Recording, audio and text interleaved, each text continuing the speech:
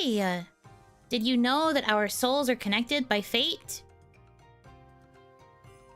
Well, what do you know? I'm Yuno Hanaki, the one and only Oiran from Mia Leona. Good evening, everybody. Welcome in, welcome in. Welcome to OniMon. Say hello, Hitomi.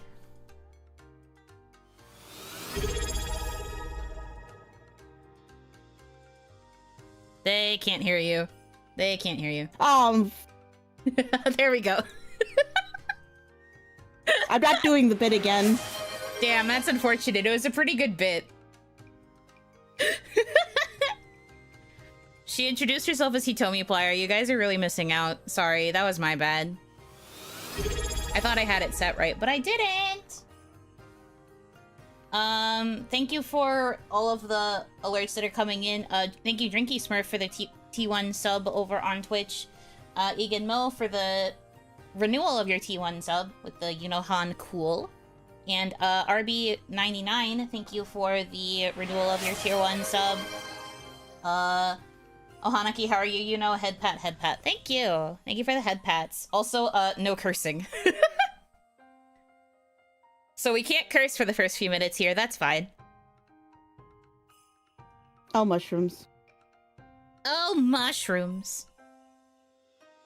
Oh, heck. Anyway, hi, happy Monday. Happy OniMon. Hi. Hi. Hi. F fudge. True. Fudge indeed. Oh, shiitake.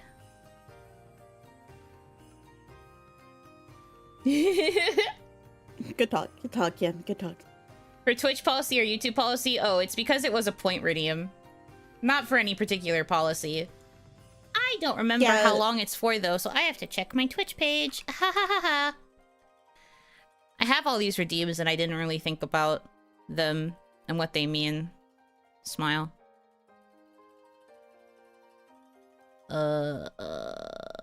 It's for the entire stream. What a deal. I'm kidding. I don't think it is. Phantom in the morning, thank you for becoming a T1 sub. I keep it family friendly for 10 minutes. Okay. Oh. That's easy. That's easy. You know, not thinking that scans? What do you mean? I think all the time. 10 whole minutes, yup, 10 whole minutes, no cursing. We are a fully family-friendly channel. I'm gonna put on a timer now, though. Just so that I don't forget. 10 minutes, starting now. Okay. Means we can't talk adult stuff for 10 minutes. Don't talk about school, either. Although I guess it will be kind of relevant to the conversation, because today... the reason that Hitomi is here is because we are going to be talking about roleplay stories. For those of you who might not be aware, because you don't remember from the last time I talked about it, Hitomi and I actually met through roleplaying. We were roleplaying characters in a similar fandom, and that was how we became friends. So a lot of the early stories of our friendship, like the first... several years, I would say. Like, we were role-playing for, like, the majority of the beginning part of our friendship, right? Yeah. Well, I say role-playing, like, actively in, like, public forums. We do still role-play. It's just in private now on our Discord. Yeah, basically. Yeah, basically. We don't trust other people anymore, due to the numerous, things that we have encountered. Once the stories start, I'm expecting lots of swears. No. There's nothing to really swear about. At least not in these early stories. We talked about it a little bit beforehand. Mostly I asked permission from Hitomi to make sure it was okay. But we will be talking about the fandoms that we were in. And the fandoms that we were role-playing in these particular instances. So you will get... details, kind of. I don't know if we'll go into full detail about, like, characters, unless you don't mind. What does that mean? I mean, I don't think I mind too much. No, That's fair. Then I guess we're just going full in on it. Yeah. Oh my goodness. Alright, to my D2, thank you for the 5 gifted subs. Thank you. Very appreciated. If you are here, make sure to give them a thank you. I believe that means we hit another sub goal. Oh my gosh. Wow. Yippee! Yippee! Look at it go. Pew, pew, pew, pew, pew, pew, pew. Then you're a level 2 hype train. Do it again so I can skip ads. Hi, Kaya. Oh, level 3, actually. Oh, level 3 hype train? I can't even see that from here. Also, I should give Kaya VIP. Hold on. Wow. Wow. Meow.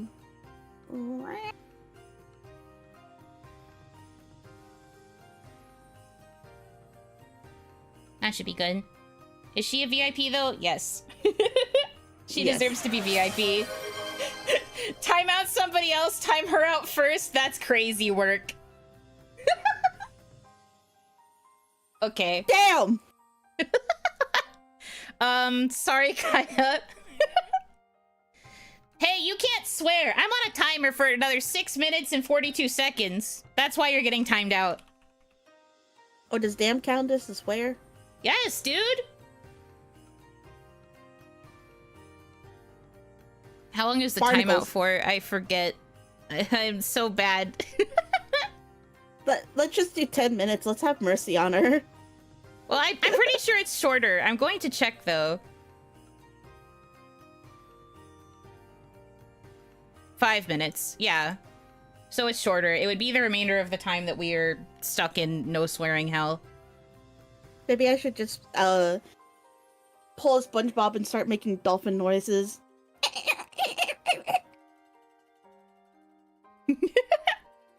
10 minutes was the default. 10 minutes is the default for no swearing. 5 minutes is the default for timing out somebody else. Okay, I guess I'm going to have the Twitch stream manager open with all of the things that will be going on over there. But thank you guys so much. Thank you. Also, Hanaki. Why is there a dolphin on stream? Hitomi just makes noises sometimes. Isn't hell a swear? No, hell is a place. That we're all living in. She got timed out for 10 minutes. I can fix it. It's not that hard to fix it. Hey, what is happening? What? She's sending screenshots to me of the fact that I timed her out for 10 minutes because the default Twitch button does it for 10. But I can untime her out in 5. It's not that hard. Once the timer goes off for us, I'll just untime out her. Let her heal first. She sent me 19 screenshots of the fact that she's been timed out. I was confused why I was getting spammed on Discord. Oh, no. Oh, no.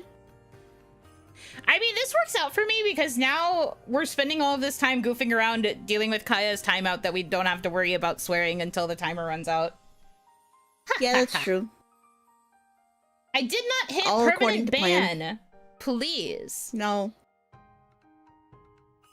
Also, I saw it earlier in, I believe it was in Twitch chat, but you guys will not be elevating to main chat box anytime soon because unfortunately the chat CSS that I commissioned for 2.0 is for YouTube. So I can't switch it to Twitch because Twitch is an entirely different coding. And I'd have to pay extra money, and I can't do that right now. I'm sorry. Oh, my. Yeah, that's very unfortunate. So you will not be switching to the main box, unfortunately. You will have to stay in your little Twitch chat prison below the box. Sick and twisted, I know. Okay. It's cozy down there. Classy Grandpa, thank you for renewing your I'm used to saying membership. I have to go back to saying sub. Thank you for renewing your sub with, Yuno Han Man. Very true. Yuno Han Man indeed. Second class citizens. No! No, that's not what this is. Will it make you happy if I hang out with you guys for a little bit? You're hanging out under Magirac too. Oh, I'm toasting his butt.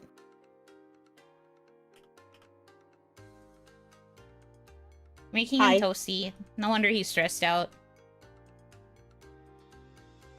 Only There's a little no such bit. thing as second class here. Everybody's a Damadachi.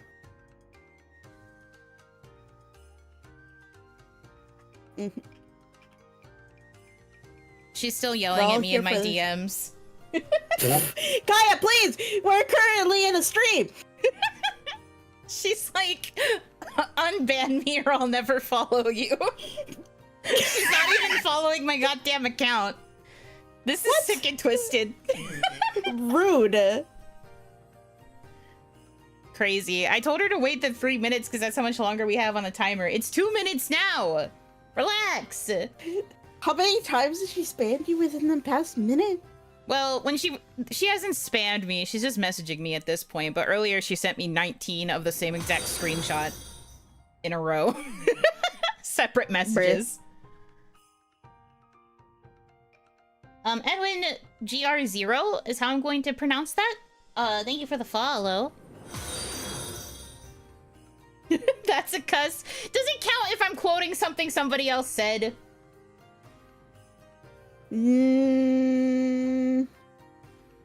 No. I'm gonna say no. I'm going to say no too. Yeah, it's all Kaya's fault. Blame Kaya. Hashtag blame Kaya. Yeah, blame... I know her re-debut is tomorrow, but hashtag blame Kaya. Yeah, blame Kaya. It does? What the heck? You can always censor the quote. I don't have that cool censorship button that other people have. I can't do that on the fly. Beep. Beep. Beep.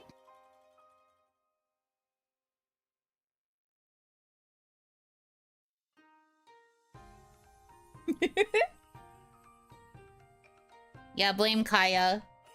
It's fine. She'll live. It's like basically 30 seconds left. And then I won't untime out. Anyway, I like totally lost track of what we were talking about. Roleplay horror stories. Horror. But we were discussing the fact that we will be talking about specific fandoms. Yeah, and I guess also specific characters, since you said you don't really mind. Yeah, but granted, it was very long time ago, so we're not like recently role-playing publicly. Yeah, it's not recent. A lot of these previous accounts are probably like deleted through like data purges and all of that stuff. Yeah. Tumblr specifically started cracking down on people hoarding usernames by making it so that like if you're not active on an account, it takes away the username.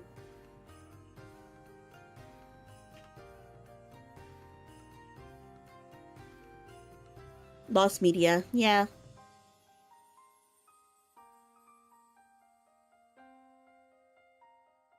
Okay, Kaya, you're free.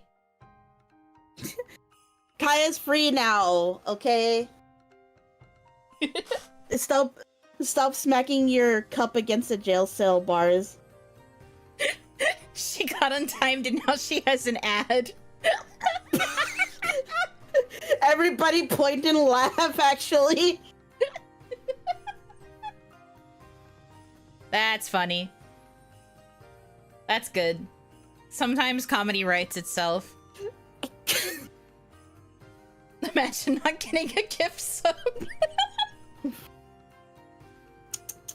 Damn. What you said is so funny, if only Kaya could hear it. No, this is just torture. The universe knows Kaya earned it. She earned this one. Earned this L.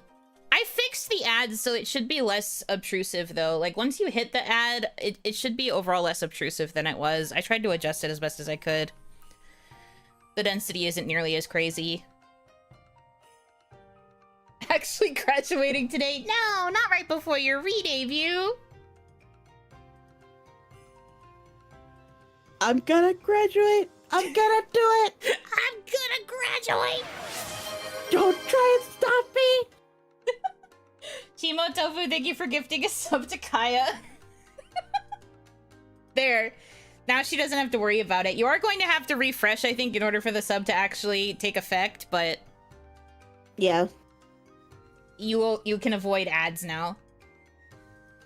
She got the sub after sitting through an entire ad. Well, in the end, it's just more within my pockets. Smile.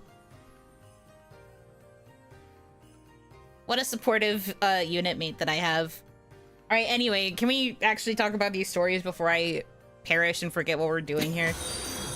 Yeah, of course. Thank you for finally following also, Kaya. I swear to God. All of that drama, all of that desire for a sub, and she's not even following.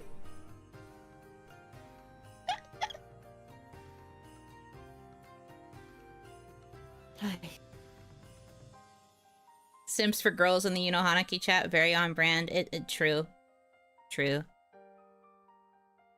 Deserved ad. You guys are so mean. Anyways.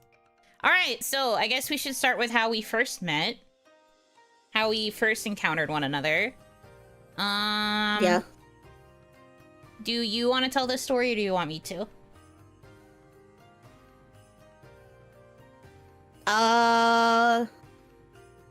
I mean, you know, my memory is like a leaking plastic bag full of water sometimes, but Bagged water?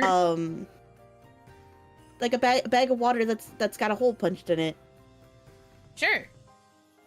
Yeah. But okay, so we did decide that we're gonna talk about specific characters and fandoms, right? Uh-huh. Okay, just making sure. It was Persona 3 specifically. Yes, this was When during the era, I think Persona 3 Portable had recently released. Yes, because that was the main reason I actually got into the Persona 3 fandom in the first place, because I was basically playing Persona 3 Portable until my PSP like died every single day. But I made an Akihiko blog, and I don't remember exactly what, like, how contact occurred, but Yuno was also playing an Akihiko. So my side is I had just beaten Persona 3 Portable. Well, kind of beaten. I made it to the very, very end of the game, but I couldn't beat the final boss. I was getting level walled and like skill issued because I had, I think I've told you guys the story of how much I fucked up my Persona 3 Portable playthrough, but basically, Mai Minako dated Shinji, he died.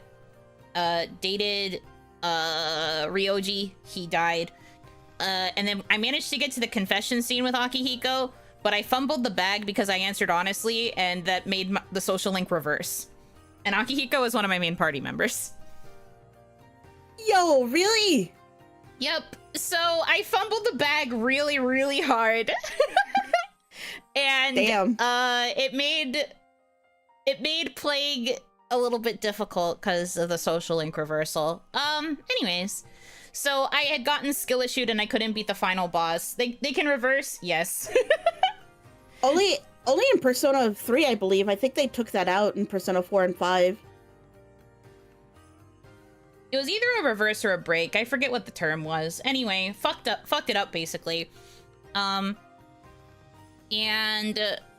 I basically, like, I knew what happened at the end of the game because I had friends who had beaten the original Persona 3.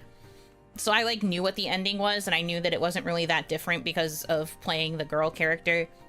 So I already knew the ending. I knew enough about the game that I didn't really feel like I was spoiling myself by making a roleplay character. But because I really liked Akihiko, I decided to make Akihiko for a group. Back in the day, there used to be groups for people who wanted to, like, roleplay, and they would usually be multi-fandom, which meant that you didn't have to be from a specific series in order to join a group roleplay. But you would basically apply to be a particular character, and then you would have to get, like, approved, and then you'd have to make your blog and make sure that you noted that it was, like, affiliated with this particular group. This group allowed both in-group interactions and outside group interactions at the time, so I was like kind of an independent blog, but also still affiliated with a group. So I followed all of my group members, but then I also was following other Persona 3 role players, and that included other Akihikos at the time. Yeah, and I found out later on in Tumblr roleplaying that there are some people who consider that taboo to, like, basically follow repeats of your character, which I always just found no doubles strange. Is what the rule was called. Never really understood that rule. But I mean, considering I got my best friend out of a double roleplay, I guess I could understand why I don't get it. Yeah, I'm pretty sure when I followed her Akihiko, she started a thread that was just like the Spider-Man meme of Akihiko being like, ah, shadow, I gotta punch it. And I was just like, oh, a shadow, I gotta punch it. Like, we were purposefully mirroring each other to make the roleplay even sillier. Yeah, it was goofy. Like, Persona gives you the perfect opportunity, especially Persona 4, gives you the perfect opportunity to roleplay with a double because, like, the shadow looks like you. So, of course, you could be like, ah, bad guy. But not really. It's called having fun, Susan. It's called having fun. Being silly with it. So that was how that kind of started. Also, Chewy, thank you for the follow. I think we only did like that one role play. I think we also did another thread with a third Akihiko, one that you were friends with. Oh yeah. So there was eventually a point where it was 3 Akihikos being stupid. If you know anything about Akihiko Sanada, he's a bit head empty. Yeah, he's a little bit of what is known as a meathead. He's very book smart still, material. But he's also very much like head empty. He will look for any excuse to fight, especially if it means he gets to train against himself, because he considers himself to be a very strong opponent. Yeah, because like he's like a boxer. He's like the captain of the boxing team at the school, and like he's casually speaks French within the course of the game. Like it's obvious that he gets high grades, and he's like known as this high and mighty kind of guy. And then he'll say stuff like, yeah, I'm gonna do push-ups on the train line on the way to the movie theater because I want to get stronger. And then he'll just do like stupid, goofy stuff. He's a little bit silly. Yeah. High intelligence, low wisdom. That's a good way of putting it. Damn. I mean, real, but damn. But yeah, so that was how we first met. And then there's a little bit of a transition period because we didn't really do much after that initial 3 Akihiko moment. Because the group that I was affiliated with decided to get a lot stricter with our outside interactions because everybody else in the group wasn't really replying to each other as much as they were to like outside role players, and that made the group leader kind of annoyed. So they were like, okay, I'm going to limit how much you guys can interact with outside roleplay accounts. You need to mostly prioritize role-playing within the group. And I was like, okay, I guess that makes sense. And I tried to do it, but nobody else in the group really wanted to roleplay with Akihiko, which was very difficult. Made it hard to be part of a group, and nobody really wanted to roleplay with him. And then a lot of people just kind of started ghosting because they didn't like the limitation about not roleplaying with independent blogs as much. So it just kind of led to the group basically fizzling out, and I was like, well, if I can't roleplay that much outside of the group, and I can't get any replies inside the group, then I guess I need to quit. So I was no longer that Akihiko. I think I just like deleted the blog when I quit. But I also knew, because of when I was looking for Persona role players to follow when I first made the Akihiko account, that the community was in need of a certain magician. So the next character that I decided to roleplay, that I decided to re-enter the Persona scene with, was an independent Junpei Iori. Junpei. It was not Kenji. That's if you play the boy. Junpei's a magician when you play the girl. So I was playing a version of Junpei if on Minako route, basically. Junpei, my man.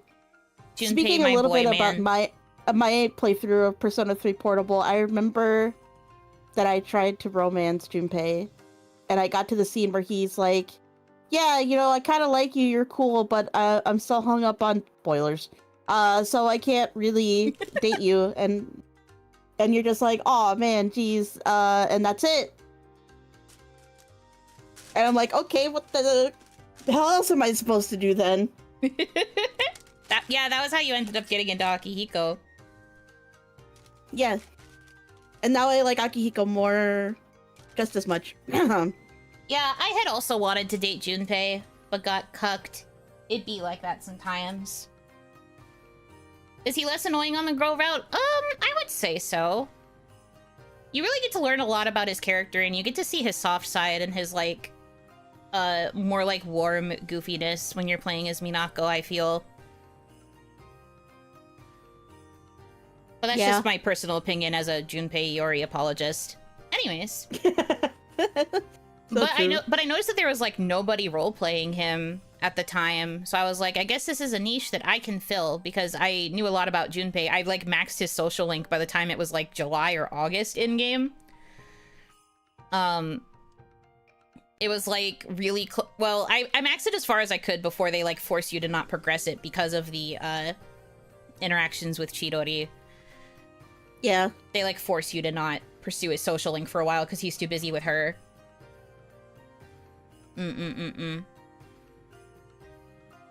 As a boy, you just kept getting jealous of my MC while lives were on the line. Priorities. Well, he starts out very childish. This is true. I don't think he worries about that as much with Minako. Unfortunately, maybe because she's a girl, but, like, Junpei still has a lot of pretty solid growth by going down his social link. Yeah. But I'm not here to talk about that. We would be here forever if we started character analyzing. Yeah, he tones down considerably in the story. I feel like he gets a lot of flack for that beginning part, though. And people just assume that's how he is, when I really think that he does manage to change.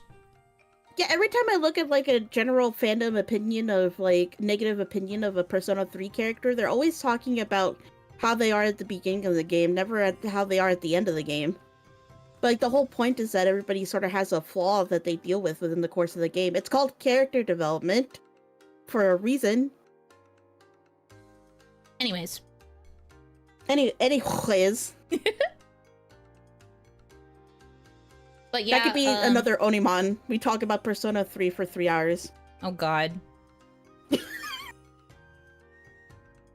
That would be more suited to, like, novels or, like, one of my older analysis series. True.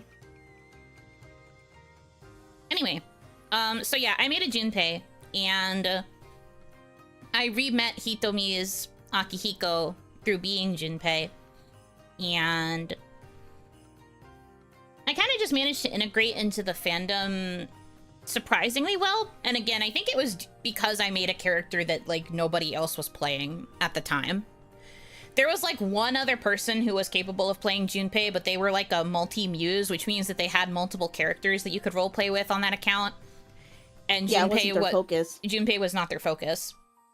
Mm-hmm. They played everybody else in C's on top of Junpei.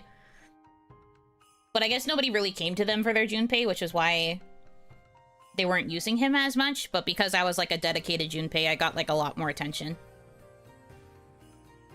That's always been the thing that ended up making me sad a lot going into role-playing communities, is finding out that a character that I really like is, like, not popular at all, or nobody role-plays as them, and I'm just like, oh.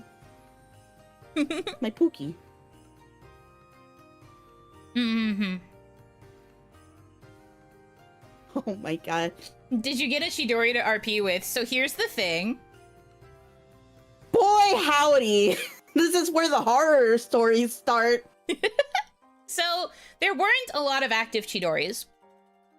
I think there might have been, like, one person who had a Chidori account, but they weren't very active at the time.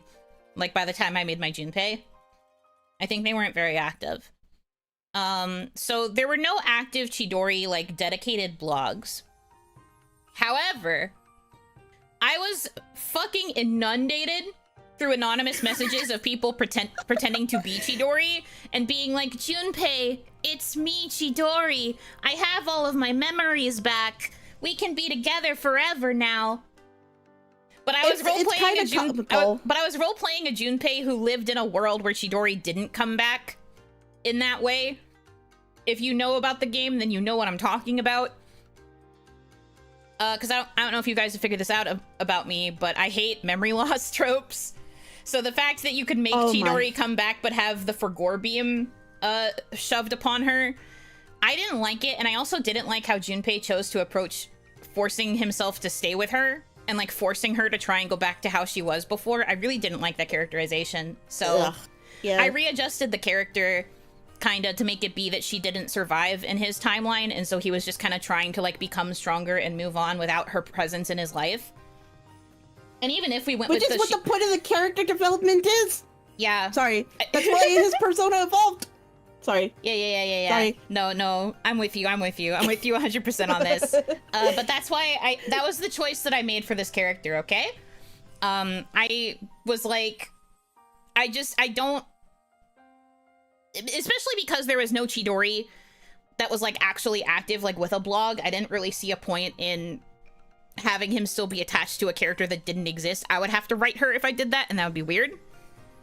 Yeah, that would be weird. But yeah, no, it was comical how, like, literally every Anon Chidori that came into the box, like, had the same exact, basically, kind of opener. It became a meme between me and Hitomi, where we were both just like, Junpei, my memories. My memories, they're still there. I love you. My memories Let's are back. Like we can be together nothing now. Happened. And it was either that or people sending me anonymous asks pretending to be Junpei's dead mother. Wait, what? I don't remember that. How do you not remember this? This is the other big meme. I remember the Chidoris. I didn't remember the dead moms. What? Yeah, remember my characterization of Junpei was like, had like very fond memories of his mom and got like a childhood nickname from her that has like a lot of like personal meaning to him. And so whenever I like had that like character like writing or like that personal headcanon, because I don't think we really learn about Junpei's actual mom in canon from what I remember. It's been a hot minute. No, we just know that she died and that his dad's an asshole. Yeah, so I basically made shit up because that's what I do when I play characters that have ambiguous things in their story. I make shit up. But like I made it that she died, right? And then there were several points where people would send in anonymous messages pretending to be the mother and like giving him nightmares basically of like pressuring him and like making him do XYZ thing or like expressing disappointment because he wasn't good enough or whatever. Like a lot of people were trying to cause drama because of it. I think there were at least 3 that I can think of. Weird. I don't think I've ever encountered people doing that to me when Akihiko's dead sister or stuff like that. Well, that's also because there was a person who was role-playing Akihiko's sister. Oh, yeah. It's Juno, my memories. Shut up.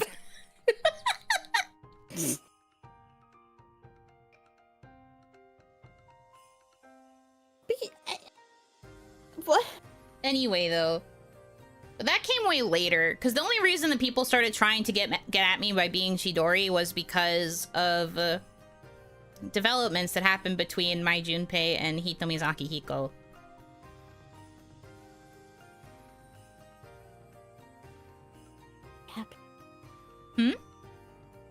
Yaoi. The yaoi happened. You're saying it so quiet. I don't know if they can hear you. The yaoi. And the yaoi. And it happened by accident, too, because I didn't know how to fucking read. We made the roleplay a little bit more flirtatious on accident because I didn't know how to read. And then we talked about it on Skype at the time. And you were like, oh, I didn't mean it like that, but we can roll with it. You were just like, yeah, F it, we ball. And I was like, okay, work. So Well, we didn't talk like that back then. It was different slang because this was forever ago. But like, Yeah. they were. Akihiko was teaching Junpei boxing techniques, and they started flirting a little bit, and then it became not flirting a little bit. Yeah. But, like, something else to know about Hitomi's Akihiko was that she was shipping actively with an actual Minako at the time, like an active Minako role player. But we still talk to this day. Occasionally. We do occasionally still talk to her. Occasionally, yeah. We all got really busy. None of us really talk much, except to, like, occasionally check in. But anyway. We'll get into the friend group later, too, because that's also a big catalyst. Most of our stories are about the Persona 3 fandom and, like, the Persona role-playing world, because that's where most of this was happening. But I'm painting you a picture by, like, trying to go beat for beat as much as I can. Fair enough. But, like, so... Yeah, we ended up doing, like, a little bit of a shipping thing in the thread that we were doing, and then it became, not safe for work. And lots of people were actually quite interested in what was going on with those two. But on the side, when we realized that we were going to start developing these two as having a relationship, we talked about it with the person who was playing Minako and, like, paired up with Hitomi's Aki. And we were like, are you okay with this? And she was like, yeah, go for it. I don't care. And we basically just made it that there were two different universes where Hitomi's Akihiko was, like, primarily with Minako, I think. And then because I was single ship, I was only going to be with Akihiko. I wasn't going to have my Junpei pair up with anybody else within the context of, like, his universe. Yes. Mind you, a big theme of these horror stories is communication or lack thereof, to be honest. On our side, there is communication. On the side There's of always other been people, communication. I've always been big on communication. Yeah. But we were also just really lucky that Mina was not very... She wasn't really the jealous type. She was very much the live your life besties type. And she even still made me her canon, like, social link Junpei. Because in the Persona fandom, when it came to having your social links, you could have different social links with different characters, but you could also have people that were, like, your chosen social link focus. Thank you guys for the follows, by the way. Where Junpei was just a friend as opposed to the boyfriend. Yes, we did several, because I liked the person who was playing Minako, and obviously I liked Hitomi, so I was down to do threads where we were just buds instead of me dating Akihiko. Yeah. There's also a pretty classic one involving pancakes. Yeah, that's one of the group memes.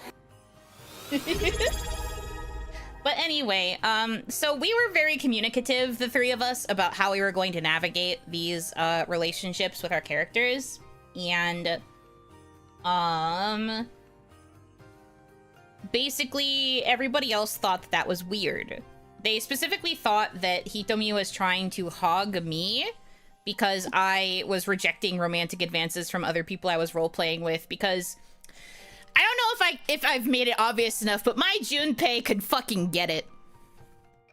I had, like, 3 or 4 different girls trying to come onto my Junpei and, like, ship with him.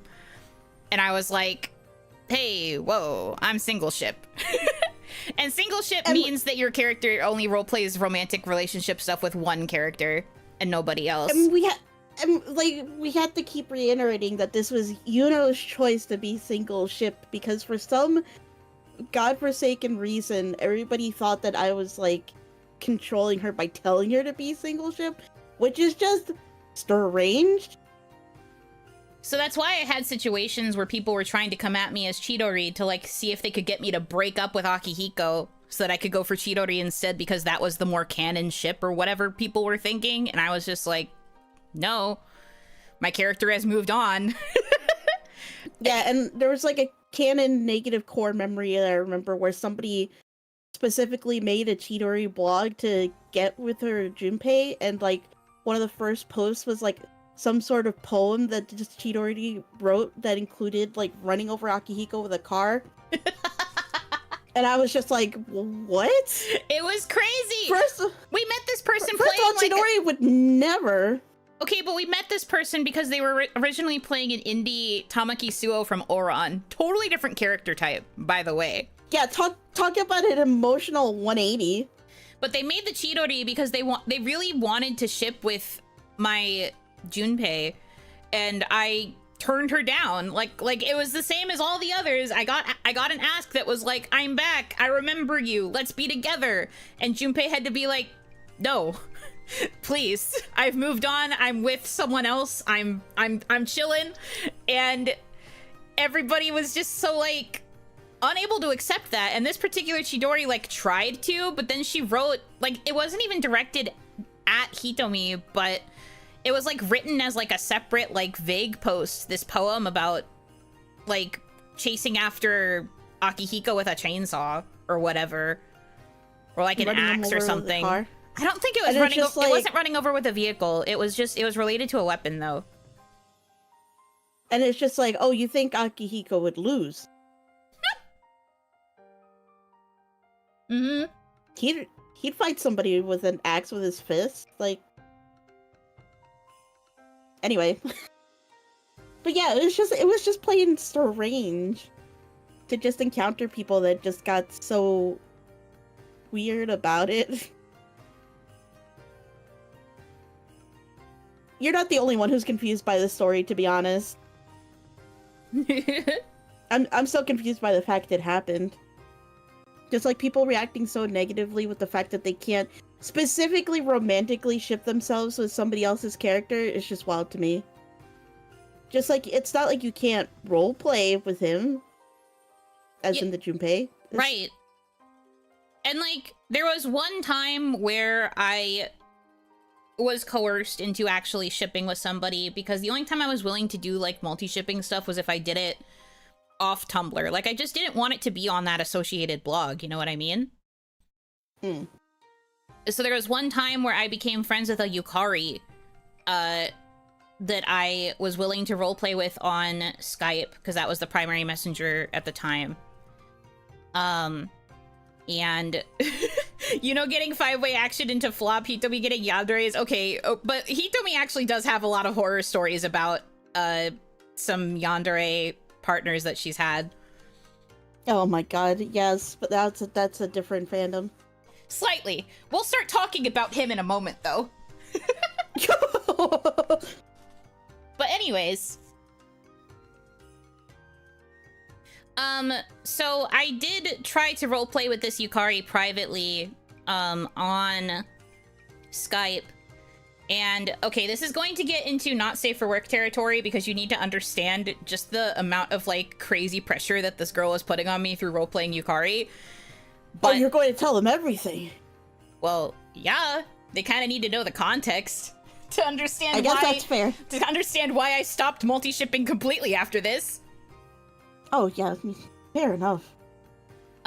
So, this Yukari wanted to go to bed with Junpei, right? And my Junpei wanted to use protection. He wanted to put on his hard hat, you know what I mean? If you're doing something that's not safe for work, you gotta be prepared to go to work. She burst out crying and said that he didn't love her because he wanted to put on a hard hat. And, like, basically had a breakdown and said that he was being a terrible, evil man for not trusting her and not wanting to be with her in that way.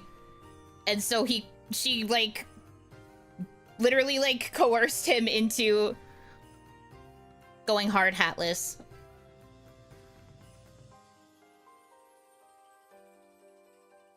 Not wanting to use protection is a red flag, that's what I'm saying!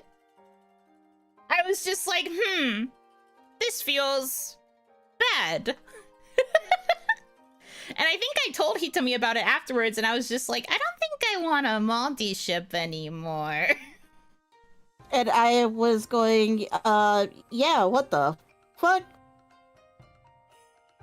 Are you sure all these people were girls? Yes. I'm certain. Yeah. I think the way that this particular girl was talking, there's no way she couldn't have been a girl.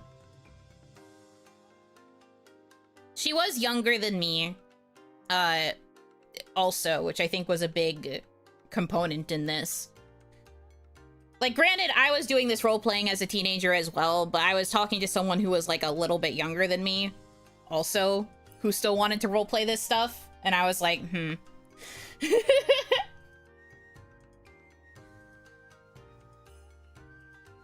Guys and girls RPing, guys never stick it, or your RP's it in crazy. Oh my god. I'm going to die. I think no man would ever, and I mean ever, crash out over protection while role-playing as a girl. That's also kind of why I feel that way. I think that there's just no way that could've... I just don't think that could have gone in that direction if that person wasn't a girl. Yeah, but overall, very weird experience. 0 out of 10. Would not do again. Yeah, I basically... Even hearing about it, I was just like, dude, no. So that also turned me off of the Junpei and Yukari ship. I had been interested in it before, like, I understood it, and so I had been willing to try it with this person, but, like, again, I had the boundary of, I don't want to use the blogs for that.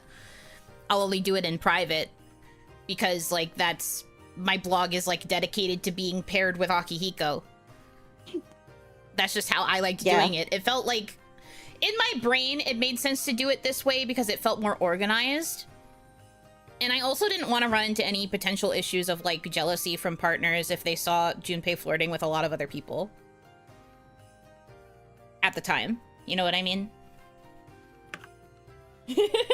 I thought you were talking about role-playing horror-themed stories. No, I've been pretty open from the beginning that this was about how me and Hitomi met via role-playing and the terrible, terrible experiences we've had in fandoms.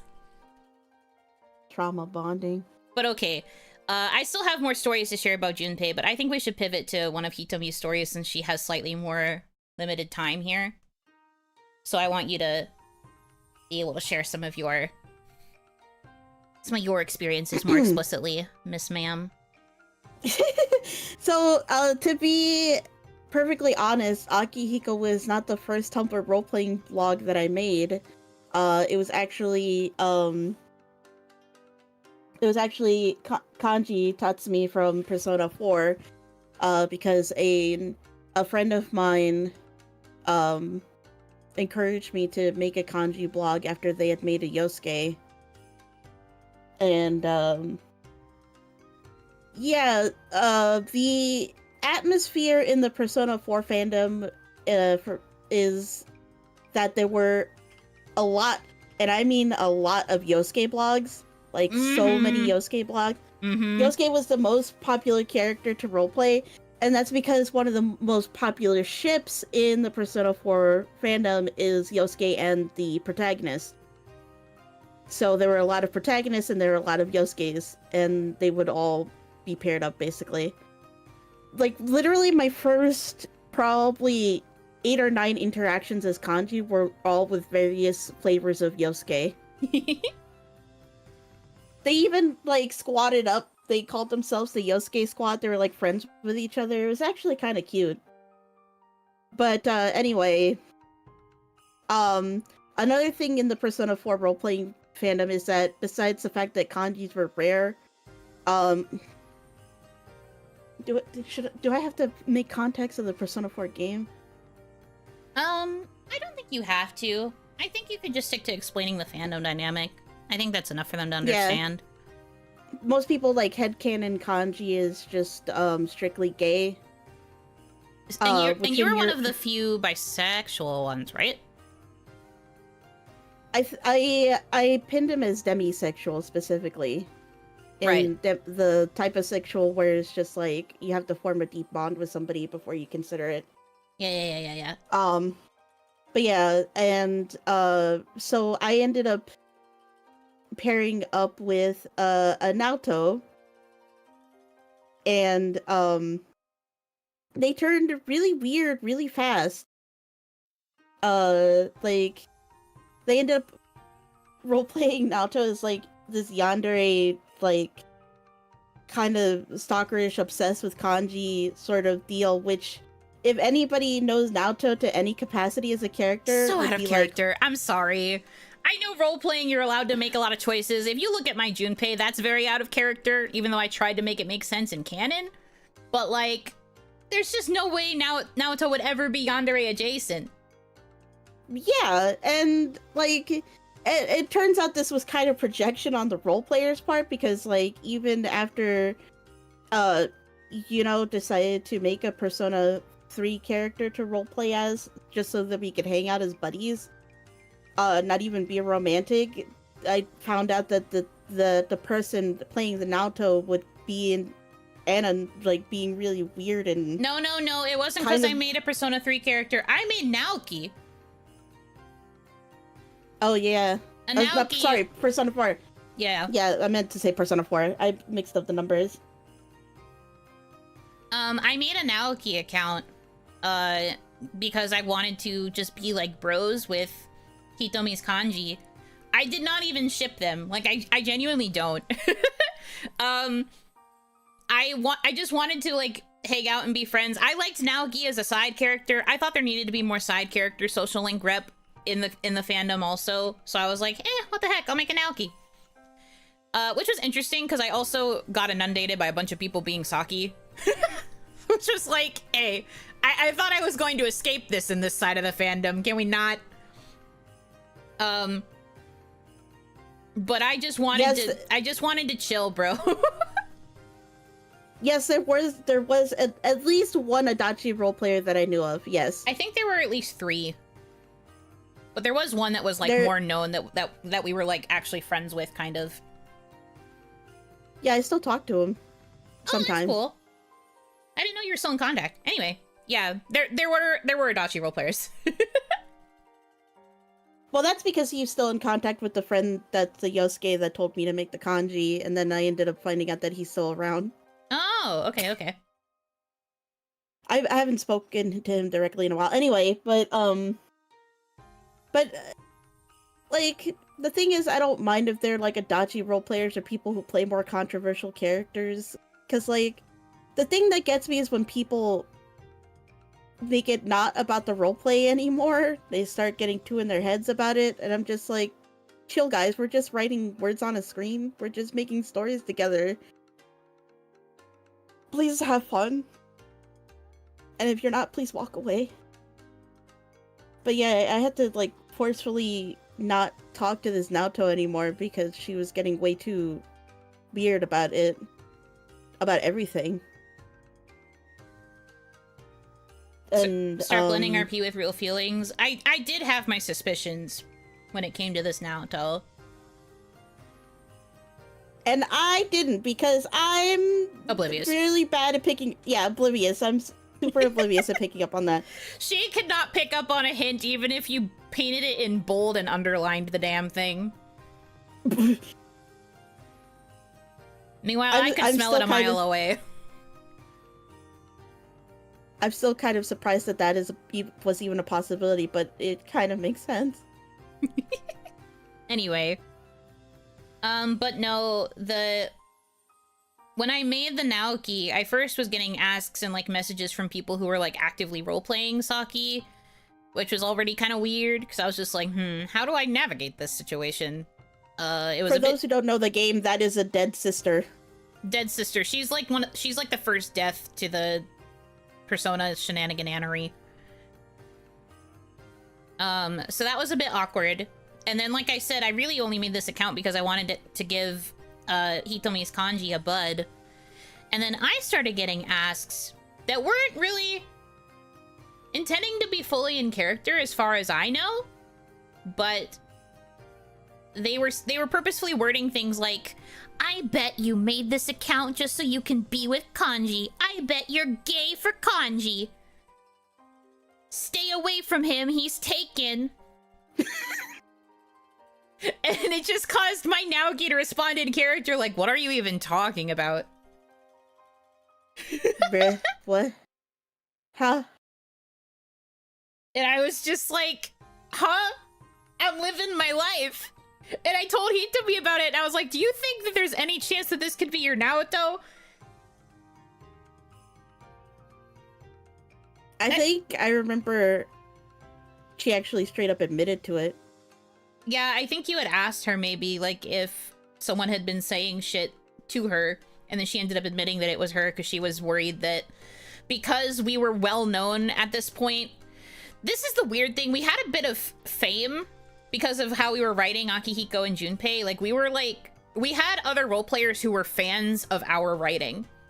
Like, actively reading all of our threads, like, tuning into it like it was an update to a new book or to a new fanfic or something. When we would see people posting out of character, like, oh my gosh, Akihiko and Junpei, what's gonna happen?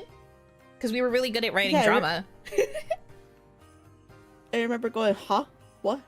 It was so strange, but because we were so well known for having that, like, really popular ship within like the role-playing fandom, I guess people then assumed that if I was interacting with any of Hitomi's characters that we were going to end up shipping together. Can't see it on my model, but I am rolling my eyes so hard. She's rolling her eyes into her popcorn. But it was causing a lot of people to get, like, really aggressive towards, like, both of us for how we were like playing our characters and how they were interacting together. And it was weird. Nope. I don't know, man. No, you're good. But I think that's why that Naoto got so aggressive. Because she was, like, thinking that I was a threat, even though I very actively wasn't. I wasn't really planning to ship Naoki with anybody. Yeah, because that is a thing that is possible. That's a thing that always was, like, confusing me the most, is that you can roleplay without the intention of doing romantic roleplay. Like, why does shipping always have to be the end goal? Why can't we just be pals? Yeah, we were lucky that we had a friend group that we, like, kind of collected together that ended up all being okay with the fact that we weren't gonna always be shipping together, even if some of us did ship together. Our friend group consisted of B, the Junpei, Hitomi, the Akihiko, Hitomi's Minako, and then we became friends with a Yukari and a Yosuke. The Yukari and the Yosuke were actually a very popular crossover ship. They were well known for writing that.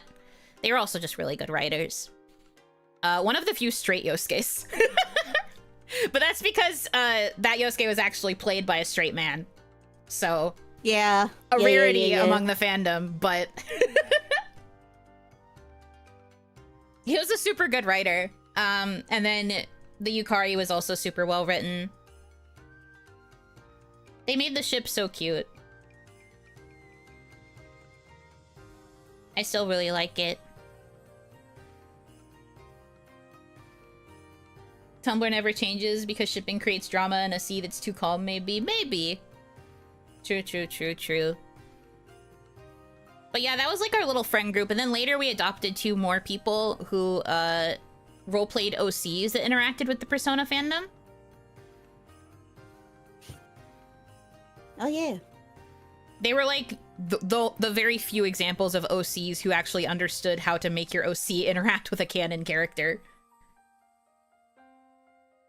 Which is a whole other thing that we could go off about. But anyway, So we were like, because of the fact that we were like 2 groupings of pretty popular ships, and then 2 pretty well-known like fandom OCs, we kind of developed a bit of a reputation for being like a clique. Which wasn't on purpose. Like, we were still very open to playing with other people, but a lot of people kind of started putting us on this pedestal as like, oh, they're a clique, they're a friend group, they're not gonna want to talk to any of us, they're not gonna want to do anything with us because we're not part of the clique. And we were all just like, we're literally just telling stories together, and we just happened to like doing it together. Yeah, like that's what I meant earlier when I said that like most of these horror stories are based on a lack of communication, because like people just be out there assuming things. Mm-hmm. It just makes an ass out of you and me. Mm-hmm.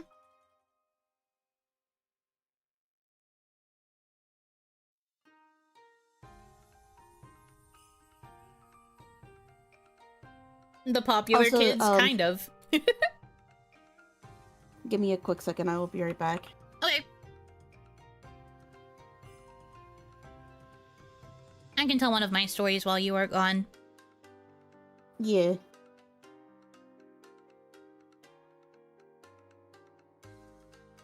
But yeah, my brain can't handle this stuff.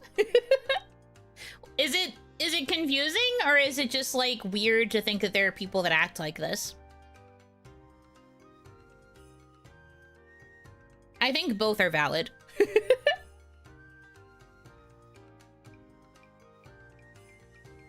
It's weird. That's fair. It's a very niche experience. I don't think this really happens as much probably now, even if assuming that fandoms still exist in that way over there. I don't know. Peering into another universe I didn't know existed. Welcome. But yeah, there was a lot that I in particular had to deal with the Persona fandom specifically. It's crazy that we're still stuck on the Persona stories, but it's just because there's so many from this particular fandom.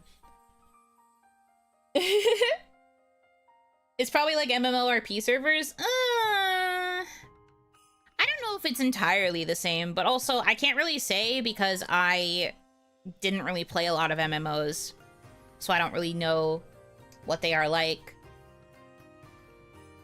You know, and Hitomi guiding Dante through Hell stream. Yeah, but the hell is Tumblr roleplay. Me guiding you through Tumblr. Let's see. What else can I share about mine? So I guess I can tell you guys a story about the person who was very, very jealous of the fact that I was a Junpei that was liked. So do you remember near the beginning of my stories where I mentioned that, there was like one person who was writing Junpei before I came into the fandom, and it was like one of many characters that they were writing on this particular blog?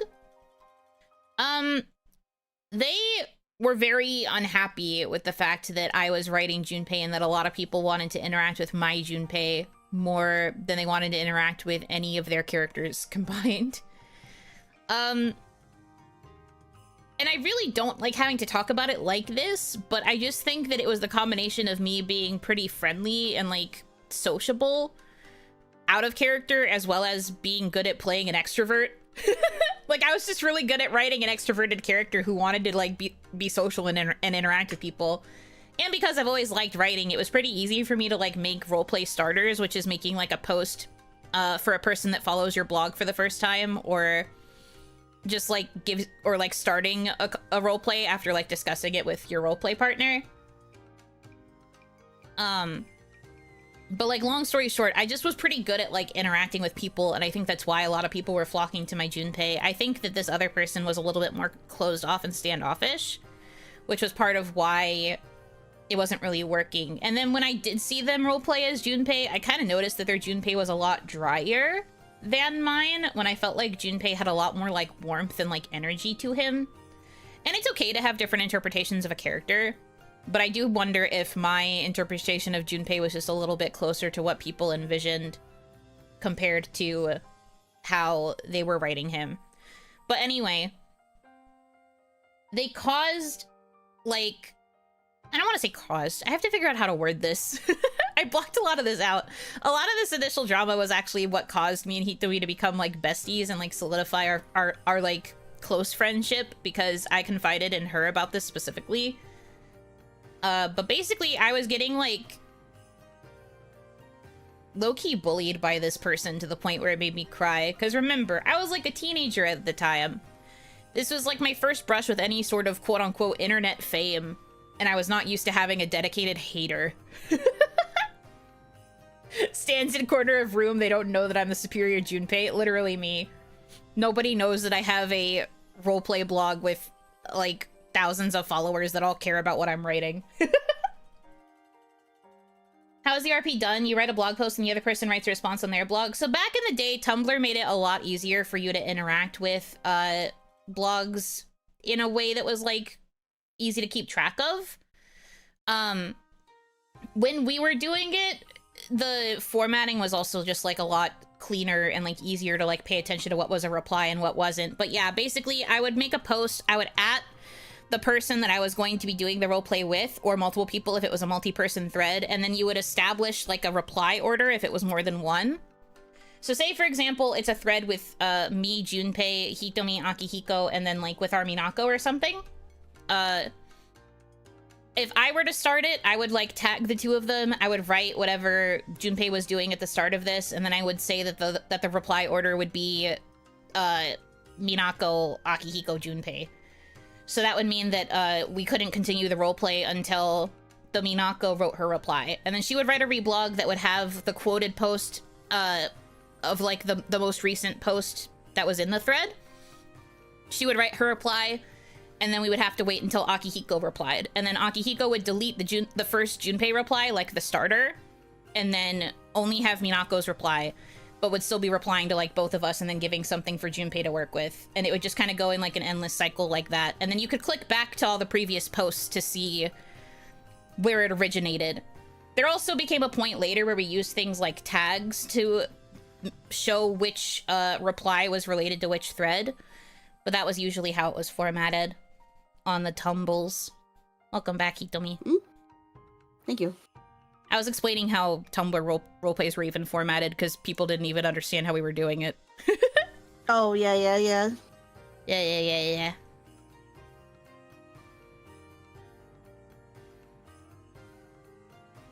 Which is another thing about the role players that kind of annoyed me, because I was like I know how to make websites and stuff like that, and sometimes people will be writing tags that don't work as links because they would use like alt characters and other weird things in there to make it look quote unquote pretty. But then I'd be like, but the tags aren't functional. That wasn't happening until like later though. Oh yeah. That was more of an issue once we were entering like the 2010, like, no, not 2010, 2016, 17-ish roleplay era. That was when formatting was like crazy. Everybody was using like tiny text and small text. And then since blogs already had like small text in their theme coding, it was making the text like indecipherably small. Yeah. What is this, a blog for ants? And then, like you said, the stuff with the fancy characters and in the tags on the posts, making it really difficult to actually track anything, or it made the tags look really ugly. Slim, thank you for gifting 5 membership. Not membership, subs. God. Kill me. Thank you. Thank you guys so much. It needs to be at least 3 times this size, for real. That means you were there when P5 released? Oh no, when we're talking about the formatting stuff, we were in completely different fandoms. We had left the Persona fandom by then. Yeah. I think we like just missed when people would have been making Persona 5 blogs. Thank God. I think that would have been a nightmare personally. I don't know how you feel. You actually played Persona 5 though. Yeah, I don't know. I don't know about that, Chief. I don't know about that, Chief. Anyways, I was going to tell them about the hater that I got. The person who was jealous of my success as Junpei. Oh, yeah. But I don't remember where to start with this story because I've blanked a lot of it out.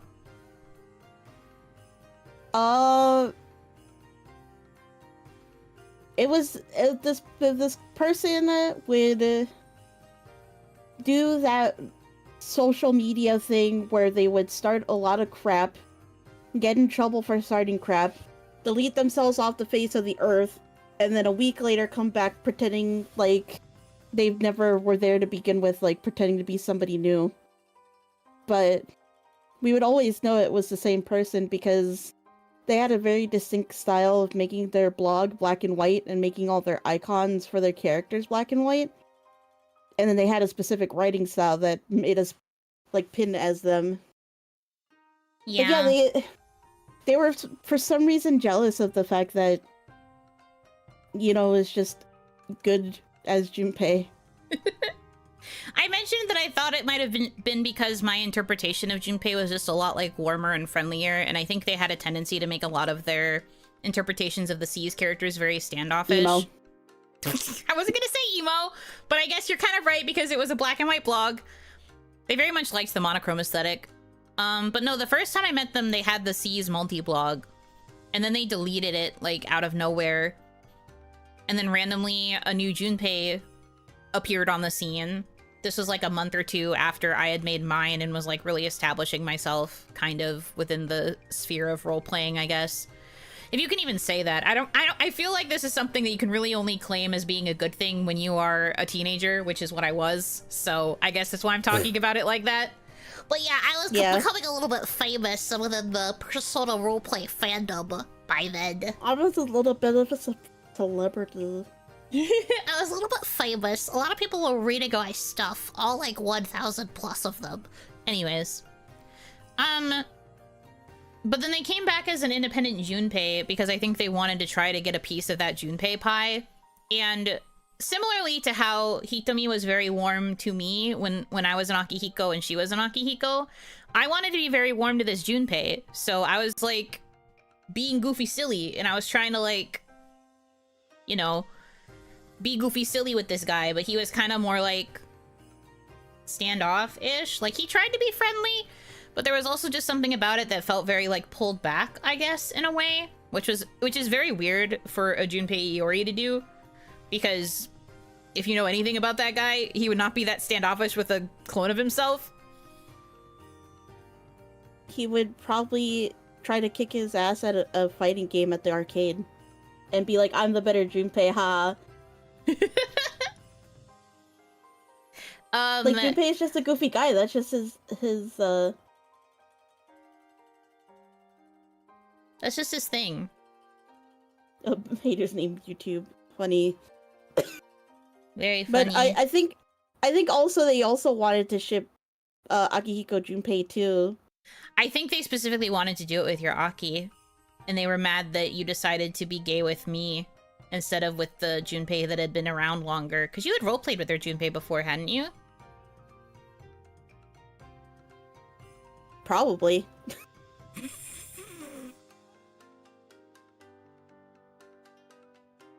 But no, I'm like fairly certain they probably wanted to do it with your Akihiko specifically. Because like as much as my Junpei was like super desirable, it's not like Hitomi's Akihiko wasn't just as desirable.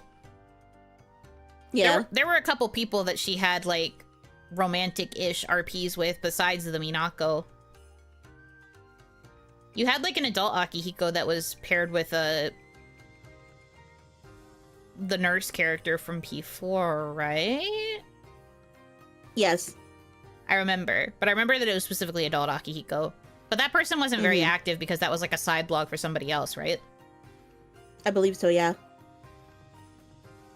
And then obviously you had your Minako who was like your main ship.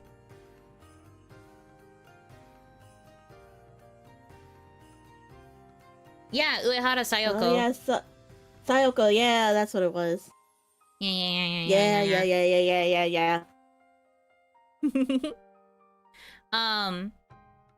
And then like, I don't know. The point is though that like, I guess Hitomi had mostly been playing Akihiko with. I'm in jail. She can't hear me anymore. Oh, it's past 9 o'clock. I told you it would be 9:30. Temporary prison. Anyway, I'm gonna continue telling my story. We can fill her in a second. But Hitomi had multiple people that, like, she was shipping with, and also probably a lot of people that wanted to ship with her, but she had mostly been pairing Akihiko with women. It was only when we decided to start shipping our characters together that she thought about Akihiko being interested in men in any capacity. To be fair, I also didn't think that my Junpei was going to be interested in men. Things just kind of fell into place. When you're writing, you can't always control the extent of a ship and what ends up happening with it. So it's not like we sought out shipping with each other. It just happened. But I think that this particular other Junpei was very jealous of the fact that I had managed to secure the bag. and was kind of taking it out on me. And taking like the other thing too is that I knew that this person was like older, like in college, and I was still a high schooler, but they were kind of taking advantage of the fact that I was like younger and a bit more emotionally vulnerable, and they were trying to like pressure me into wanting to quit or like thinking that I was doing something wrong by role-playing Junpei the way that I was, or like having fame or whatever. I am back. Hi. I unmuted the stream so that I could still follow the conversation. Did you hear it all? Yeah. I distinctly remember having, like, a conversation on Skype with Yuno after, like, a particularly bad bout of, like, anon messages. It was anonymous messages thinking that I was too full of myself, I think. Something along those lines. Deep down, I was really like, if you want to quit role-playing, just because it's like making you feel bad, then like there's no reason for you to roleplay anywhere. But at the same time, like this hater is just obviously very jealous for no reason at all.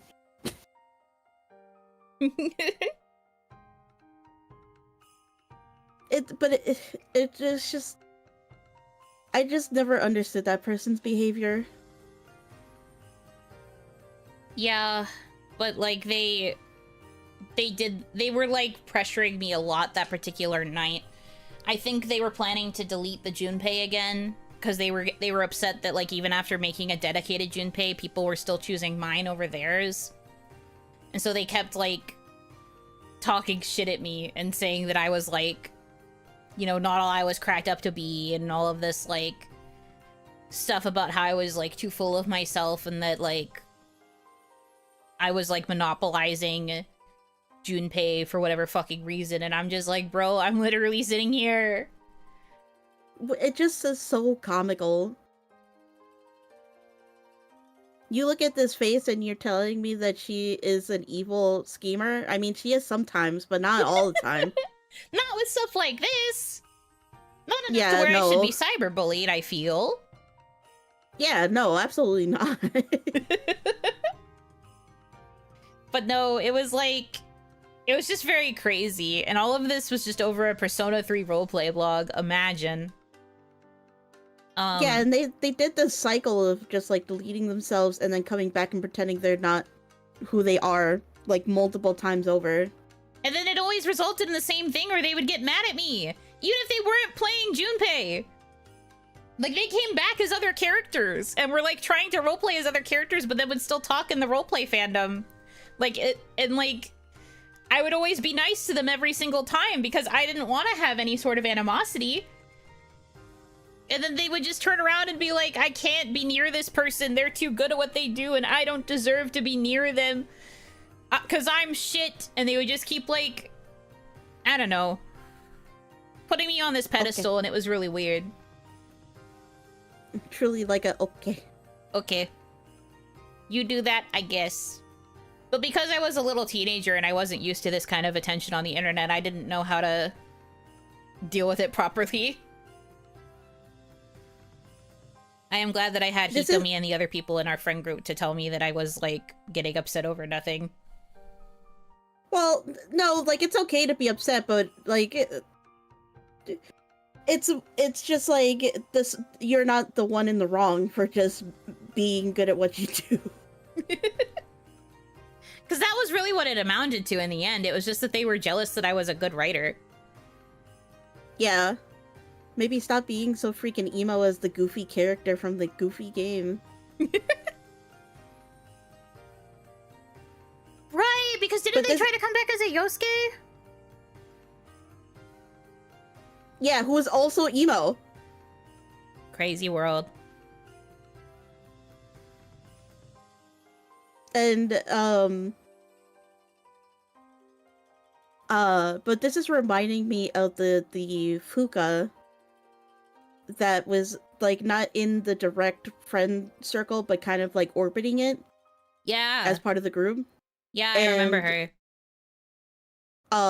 She had a Shinji partner that was, like, her actual boyfriend at the time, like, outside of the role-playing blogs. and he was like playing like a shitty, abusive Shinji, and was also shitty and abusive himself, which was like, if you know Shinji as a character at all, it's just weird. He was your friend first. Yeah. And then the Fuka was like newer. She joined like I think a couple weeks after I made my Junpei, maybe? Somewhere in there. Because I remember Fuka being newer, but then she was like role-playing with like a bunch of different C's characters, and she ended up getting like really attached to how this guy was playing Shinji. And then they made their characters date, and then the two of them ended up dating behind the scenes. Yeah, and it turns out that the guy playing Shinji was an asshole, and they broke up. But then one of my actual real life friends at the time... There was a point in the middle where she tried to get with my Junpei after she broke up with the Shinji, and I had to turn her... It was during the Persona prom, but I had to turn her down because I was still single ship. Oh, that's right. But because at Persona Prom, you and Minako were submitting yourselves to be prom king and prom queen, that meant it was a universe where my Junpei was single, so she thought that meant that she could swoop in. And I was like, nope. Like, just because this isn't a universe where I'm dating the Akihiko doesn't mean I'm not gonna... that doesn't mean I'm going to play a ship. Like, I still don't do that. Yeah. But yeah, just as like things at the tail end of our time in the Persona 3 role-playing fandom, I had a real-life friend who was talking about how he wanted to socialize more, but didn't really know where to start. So I was like talking to him about Persona 3 role-playing and all that stuff, and he ended up making a Junpei himself. And the thing about it is that, you know, his Junpei started shipping with that Fuka, and today they are still together. They're married and they have a kid. Isn't that crazy? Yeah. Happy ending. Happy ending! True end or whatever. Sometimes true love can come from role-playing.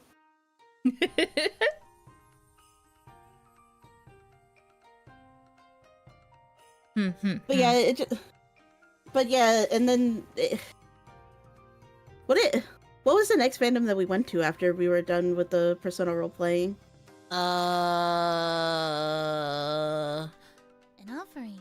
Thank you so much. Was that when we did Motor City? Maybe? I feel like... Wait, was Motor City before Project K? Yes. I think so. Okay. I think Project K came later. And then also the Hatoful Boyfriends OCs came before K as well. Yeah, but I wasn't involved with that. Also, Feral Dragon, thank you for the $13.37 tip. Hi, Yuno, have a blessed day. Thank you. You as well. Yeah, surprisingly, there was a short period of time where we roleplayed in different fandoms and didn't directly talk to each other that much. It was low-key because of the stuff that happened with the Motor City group, but we can get into the Motor City shenanigans first. Oh, yeah. But yeah, for those who don't know, Motor City is a cartoon show that had one season on Disney XD. I think that's what it is. Is it XD or DX? XD. XD.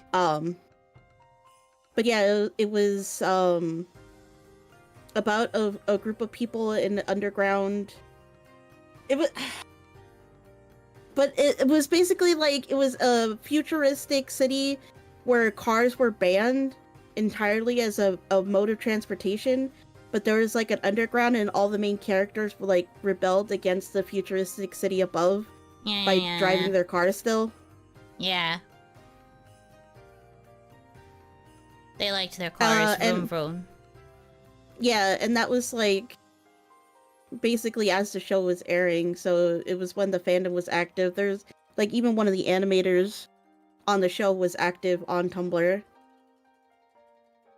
Yeah, they interacted with you a few times, didn't they? Yeah, I ended up winning a raffle. Oh right, I remember this. But yeah, they were actually surprisingly involved with the role-playing fandom. It was small, but it was mighty. Basically, Hitomi, like, hyperfixated on the show. This was an undiagnosed ADHD days. The me of the now probably would have been more patient with what happened in these shenanigans, but the me that was a teenager was not. But anyway, Hitomi was very hyperfixated on this show and basically, like, begged and pleaded for the rest of us to watch it and then, like, make roleplay blogs and then all join the fandom so that we could all roleplay it. Because it was small, and at the time, Hitomi was, like, the only one who wanted to roleplay it. I think it might have been you and then the person who was going to be your Chuck. Yeah. Because Hitomi was Mike. Who's the main character? The main character. And then the rest of us were basically tasked with picking the remaining characters to be part of, like, the official squad. I ended up being Dutch. Yeah. Yeah. But we made blogs after we watched what episodes of the show existed at the time. And then we became like a little group because we were playing all the main characters together, obviously. And then the fandom started growing a little bit. There were mostly people who wanted to be Chuck. I'm pretty sure the the Skype group that we made was like pretty much like 3 or 4 Chucks and then not really any of the rest of us. I think maybe 2 it's Yusuke all over again. Yeah, it was a lot of Chucks. It was maybe 2 Juleses. I think that we did have someone who was the Duke, and then I think there was the lady that worked for Duke. And then I know one of our other friends from that friend group, the one who played one of the OCs, became Tenny? Yeah. Yeah, because we were going to ship together, I remember. And then, like, we met a few other people this way, and we made, like, a bigger Skype group that was going to be dedicated. Yeah. No. Hello, am I back? Oh, jeez.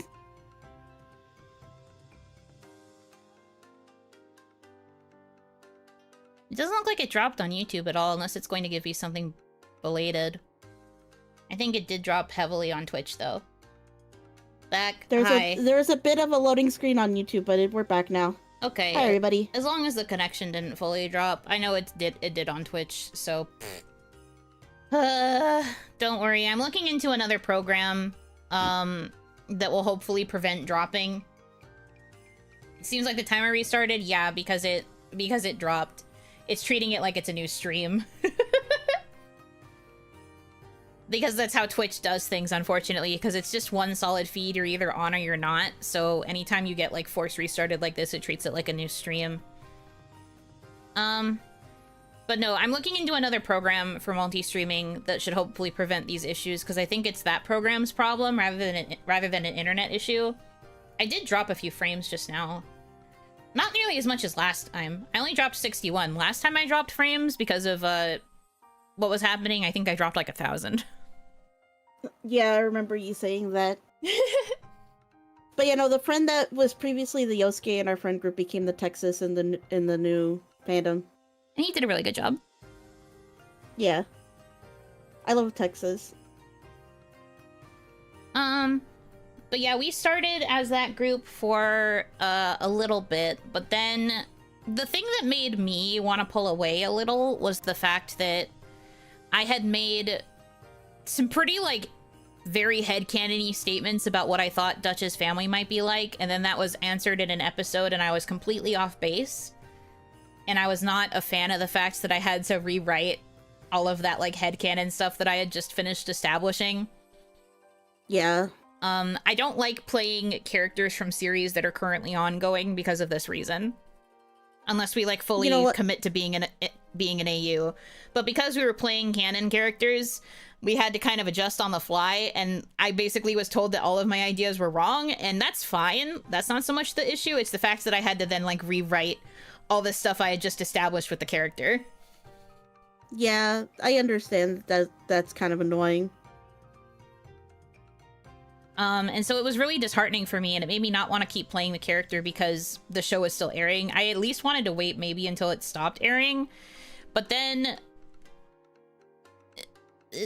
to put it in as nice of terms as possible, because it was Hitomi's current hyperfixation, she basically only wanted to do Motor City stuff and only cared about getting everybody to watch the new episode of Motor City and only cared about us doing stuff that was Motor City related. And she was quite pushy with not just me, but with like everybody in that friend circle. And all of us were kind of like, this is hard to keep up with. And it felt like we were kind of not really able to balance what was needed to like keep up with the fandom in that way at the time. So we kind of pulled back quite a bit.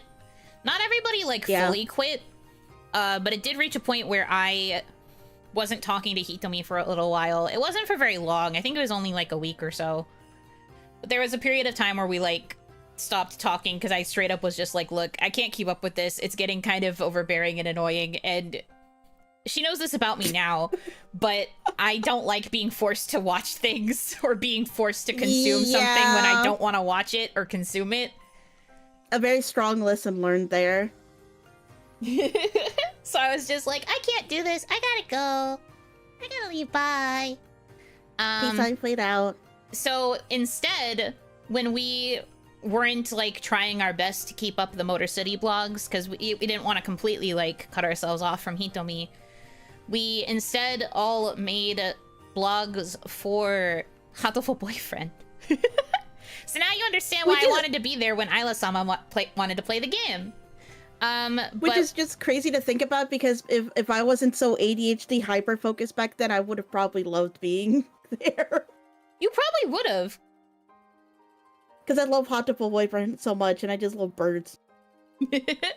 But we all made Hatoful Boyfriend OCs that were like attending the same academy. We were all playing different characters, and we were like interacting together and like role playing in that way. I had two that I played.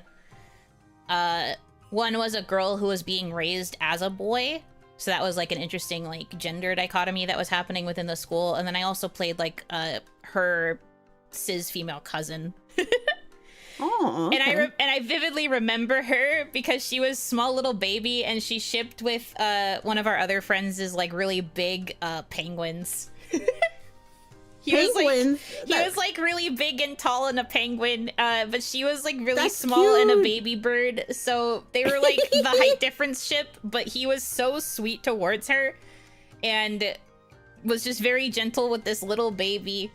And she had the nervous quirk of always eeping whenever he did something sweet, which happened a lot because he has cuteness aggression. So he would like pick her up and like squeeze her in hugs, and she'd be like, eep, eep. And it was adorable. I loved them a lot. Anyway, baby. Precious, adorable, very good. Meanwhile, on my end, I ended up role-playing with a lot of OC Homestuck trolls for some reason. And funny thing about me is I never got into Homestuck and never read really Homestuck beyond the first few pages.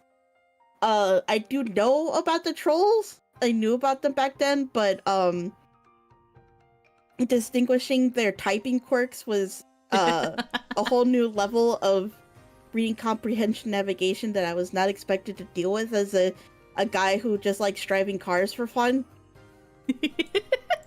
Yeah, most of the Homestuck OCs that she was stuck interacting with were the ones that had the crazy typing quirks. Yeah. It's also very strange that so many of them ended up getting into Motor City in that way, to where they wanted to be involved with like role playing with you. I still don't really know what the correlation was. Neither do I, but I rolled with it. Cause like for those who've never watched Motor City, Mike Chilton is just like that chill dude that wants to be friends with everybody. Yeah, Chilton. But yeah, like he'll be friendly with you if you're willing to be friendly with him. So like he just hung out with Homestuck trolls, I guess, and taught him about cars.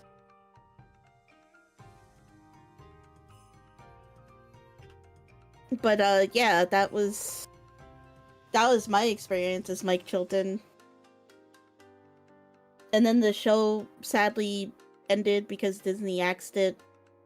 Axed it before it could really grow. R.I.P. to a real one. Teen Titans, Robin staff, and all. That's a good point. Didn't think about it that way. So I think Mike is more chill than Robin. That's true. Robin can get kind of like uppity if he wants to. He's uppity, he's a rule follower. He can also get a little bit hot-headed when it comes to things that like actually like peeve him. But I don't think Mike really ever got peeved in a lot of the show. I mean, if it had to do with what's-his-face, the main villain, sometimes he would get a little hot-headed. I think that ended up being, like, one of the major drama points in the first episode is that he got so into fighting what's-his-face that, like, he caused a breach in security. I don't remember the exact circumstances, but yeah. Neither do I. But usually he's fairly chill. And, like, he was known as, like, the friendly guy to the point where, like, one of the memes surrounding him was called the Mike Chilton Fun Buck, where you would be awarded a fun buck if you were having a lot of fun and being a fun guy. Like, basically, school teacher vibes. And one of my most prized possessions is the animator that I mentioned before that ran the Tumblr blog, did a giveaway, a free giveaway for Mike Chilton Fun Bucks that were signed by the animation staff, including the main showrunner. And I actually won one of those Mike Chilton Fun Bucks. I still have it to this day in its envelope. Oh yeah. But yeah, and then you know, when Motor City started getting kind of like on the slower end, did I reach out to you or did you reach out to me when we started talking again? I think I reached out to you because I apologized for how I acted. Yeah. I think. And then we have been inseparable ever since. Yeah, that like 1 or 2 weeks where we weren't really talking much was like the longest we had ever gone not talking in the entirety of our friendship. Yeah. And we have dragged ourselves into every other fandom pretty much that we have been into ever since. You apologized? Yes, I did. I was like, hey, I'm sorry. I know you were just really passionate about this thing. But I don't like being forced to watch stuff. Yeah. Now we just get into fandoms together. Basically. Problem solved. Yeah, it's very rare I don't want to get into something that Hitomi wants to get into. We have very similar tastes at this point. Yeah. And even if we don't like something, I think it ends up being a mutual, did you like that? Did you? And then the first person to say no, we're just like, oh, thank God, neither did I. Yeah, the power of friendship prevailed. Indeed. We do have a couple fandoms that we got into, like, separately, though. At least when it came to, like, role-playing and stuff. Because I got super involved in Pokemon roleplay for quite a bit. I joined a lot of Pokemon roleplay groups, because that's always been one of my main fixations.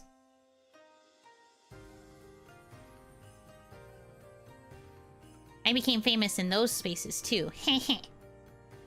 Oh, really? That's awesome. Don't you remember? I gushed to you about them. Oh, yeah, that's right.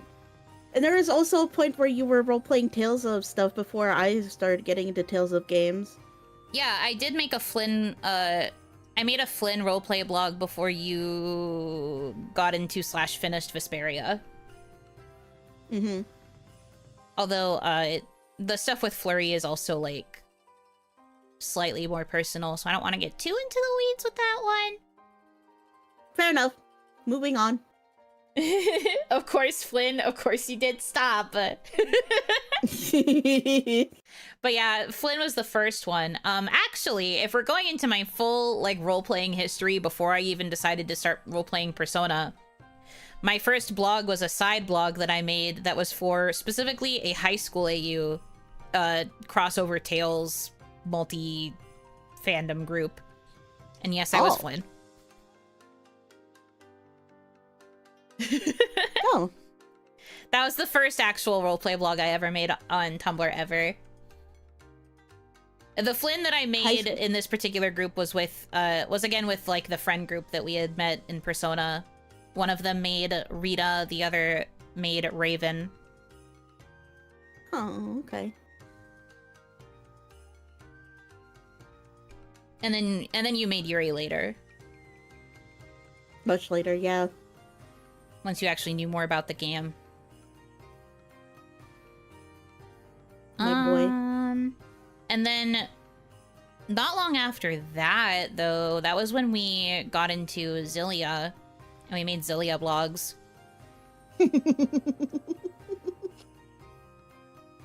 Yeah. Because once we cracked open the egg with Vesperia, Hitomi became more willing to get into Tales. And that was right around when Zillia was coming out, and I was like, hey, I don't have a PS3, but you do. Yeah, and I played both Zillia 1 and Zillia 2. Hee hee hee.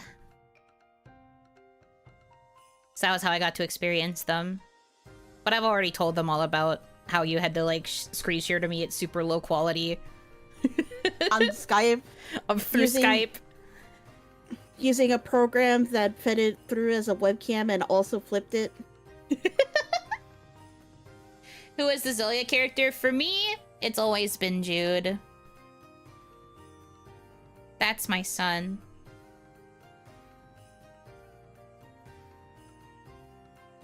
For me, it was Alvin. Yep. Yep. We had some pretty interesting shenanigans in the Zillia fandom. The reason why I'm laughing is because I remember a situation where we ended up a third wheel. Not just a third wheel, but we both had to pick up secondary characters as part of this third wheeling. Yeah. Like, we were both, hold on, I need to remember their names real quick. Michael, my ego, thank you for the $6.90 tip for the click chicks. That's us. We've been clicking. Clicking since 20 redacted.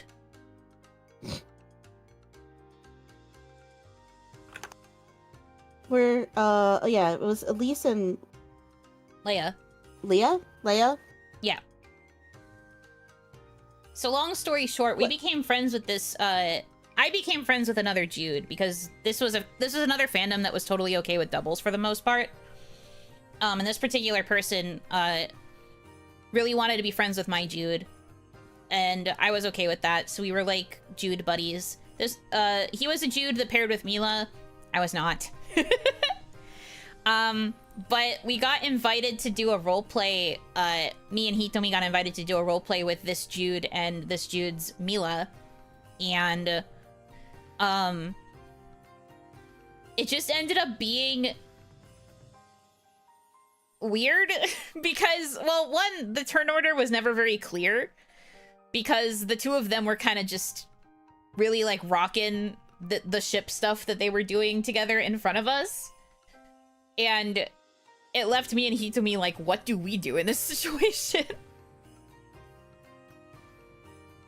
Yeah, it was strange. But they were like heavily flirting and like getting all like smoochy and stuff, and that was embarrassing to my Jude. Because my characterization of Jude was based off of Zillia 1. Their characterization, I think, was Zillia 2, but that they knew about it because they knew Japanese and could play, even though it wasn't localized yet at the time. Oh, yeah. So I was still playing like a more teenage Jude, I guess, even though it's only a 2-year time skip between them. But like, since mine was still a bit more teenager, I was just like, I don't know if I should be seeing this. I gotta go. And kept trying to leave, but then they kept trying to like bring him back and like force him to hang out and stay around. But like, all they were doing was being like flirty and like touchy. Yeah, that was the thing that was strange about it, is that every time we were like, I think we should go, they were like, no, stay. And we were like, okay, I'm a baby. And then, like we said, we both had to pick up secondary characters. I was playing Elise, and Hitomi was playing Leia, and it was just kind of overall strange. Was Alvin even there, or were you there just to be Leia? Yeah, no, Alvin wasn't even there. I was just Leia. Because they still wanted my Jude there, but I was playing both Jude and Elise in that situation. Yeah, no, Alvin wasn't there. They were making out with Elise there. What the hell? Yeah, that's what I said. That's what I said. You're doing this in front of the child? The little creature? In front of the baby? She can't People see that. being I like, think oh my lord. I think I literally had Jude cover her eyes at one point because he was just like, you can't be seeing this.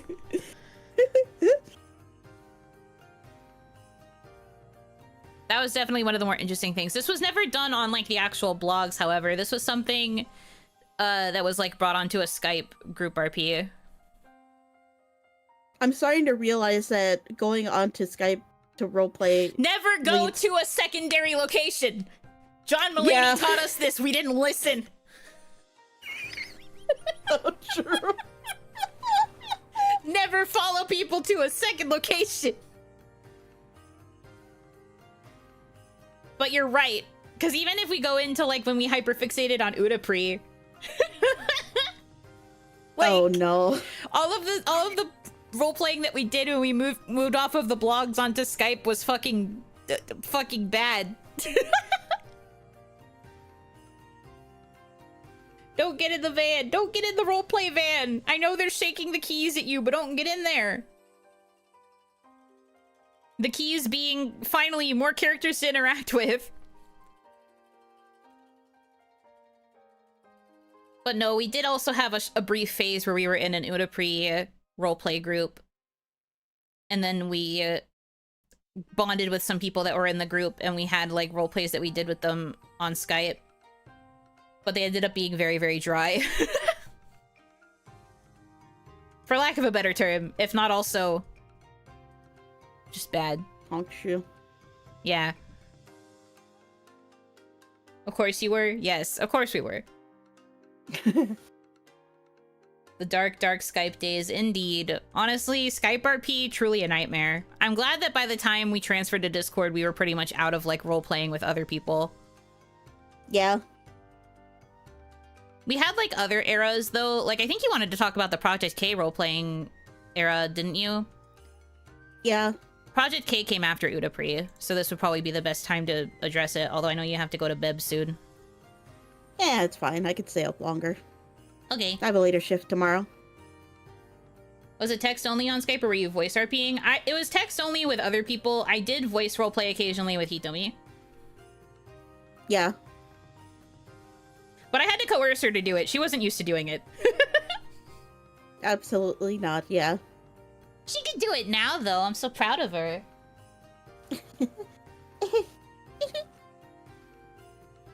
But before, she was very shy. I'm still kind of shy. Well, it's not like I'm gonna make you do it on stream. Yeah, Yet. please don't. No, I wouldn't. I wouldn't do that to you. But nah, she used to be so much shyer.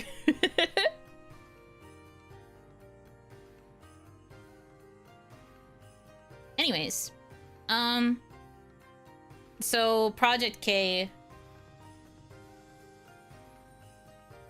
Where do you want to start with this?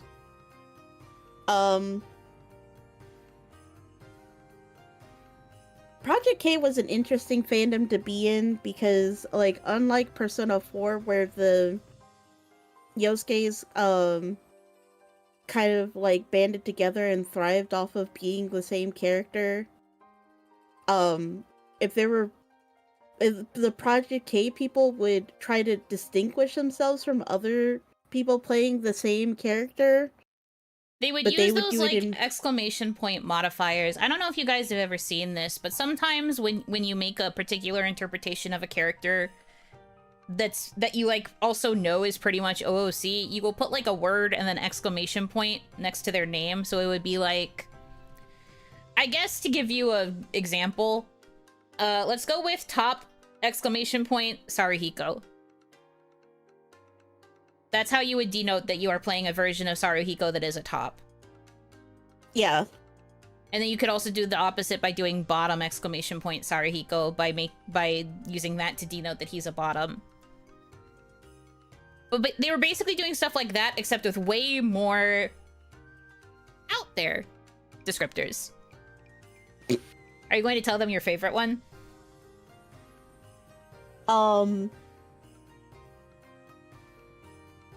They can take it. Where do you even begin? There they was can handle it. Somebody. You sure? Yes. Okay. So there was a Misaki who roleplayed themselves as being constantly pregnant. Pregnant exclamation point Misaki. And it's a male character, so they were male. It was Mpreg. It was Mpreg. It was an Mpreg. A person who was constantly in a state of Mpreg. They never even had the baby, just a constant state of Mpreg. And that was the whole thing. The whole thing was that you were role-playing with a version of Misaki Yata from Project K who was constantly pregnant. The internet is an amazing place. I love being on the internet. This is a golden age, you guys. You don't understand. Hey, I wasn't the one that was pregnant, okay? We actually roleplayed just regular versions of our characters, yeah. We didn't have the modifiers or anything. We were just normal. We didn't do that this stuff. Is where I also found out that people don't like that some people don't like interacting with doubles of themselves, because this was a totally unknown concept to me until now. Amazing is an adjective for that. Yeah. It's the best one. I know what I'm talking about, bro.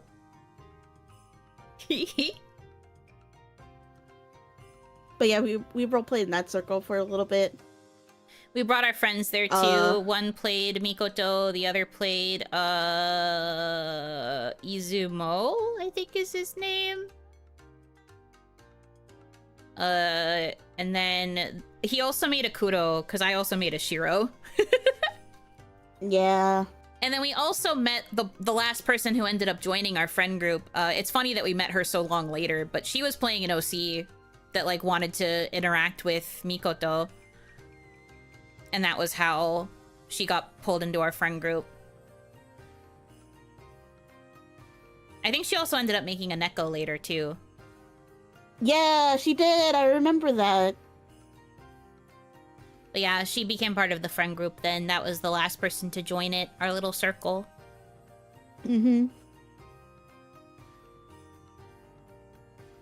But yeah.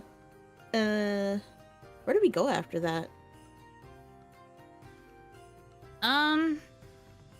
Was this around the time we decided to make the Multi-muse? No, I think, was it? Maybe. Because I think it was the Multi-muse account, and then I think it was... then we tried Akatsuki no Yona. And then we tried the Multi-muse again. Yes.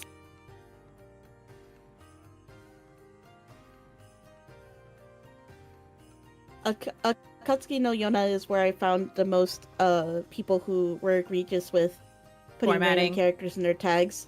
Yeah. And people who are also just like super strict with their role playing in general. Like, weren't you trying to role play with somebody who was who had like an insane amount of rules? Yeah. There was also somebody like that in the Tales of fandom when we were in there for a little bit that said that they refused to reply to anyone who made posts that were less than like 4 paragraphs long or something like that. Oh my god, I think I remember that. I don't remember who they role played, but I feel like I remember this. Wow, scary. Yeah, four paragraphs is crazy. Yeah, especially because some replies definitely don't warrant 4 paragraphs. How am I gonna fill all that text? But yeah, there was a point where we had our multi-muse blogs, which just means multiple characters per one blog. Ours were multi-fandom, so we basically had a collection of like every character that we felt that we were capable of role-playing at the time, including any OCs that we had. We had like a huge collection of them. And then you could just kind of pick and choose who you wanted to interact with. When it came to writing starters or whatever, you could just pick a character that you think would lead to a good interaction with that particular person, and then you would interact that way. It was a good way to like not have to waste too much time checking separate individual blogs, because then you could just like pull out whatever character you wanted in the moment. And if you had a character who was more active, like in your head versus the others, then you could be like, oh, I just want to roleplay as this person today, so I'll write a starter as this person. And then the next time you log in, you could write replies for one of the other characters you have. It was just a good way to like keep it all in one spot, kinda. Yeah, just keep things organized. And also allow for your brain to go burr whenever you didn't want to fixate on a specific person.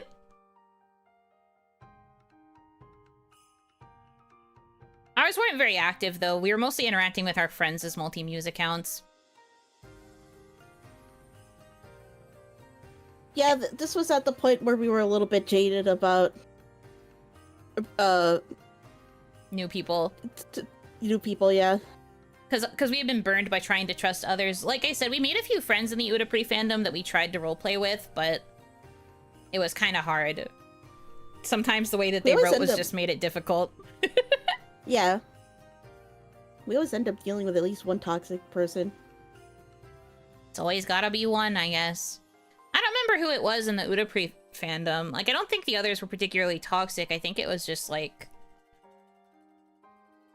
It was one person, I don't remember. I think they played show. They played a show. Which one are you thinking about? Because show was the Yosuke in that fandom. Do you notice how we have the metric of the Yosuke, where it's one character that everybody plays? Because there's always the Yosuke. Every time we're trying to talk about stuff, I'm just like, which one? That was the Yosuke.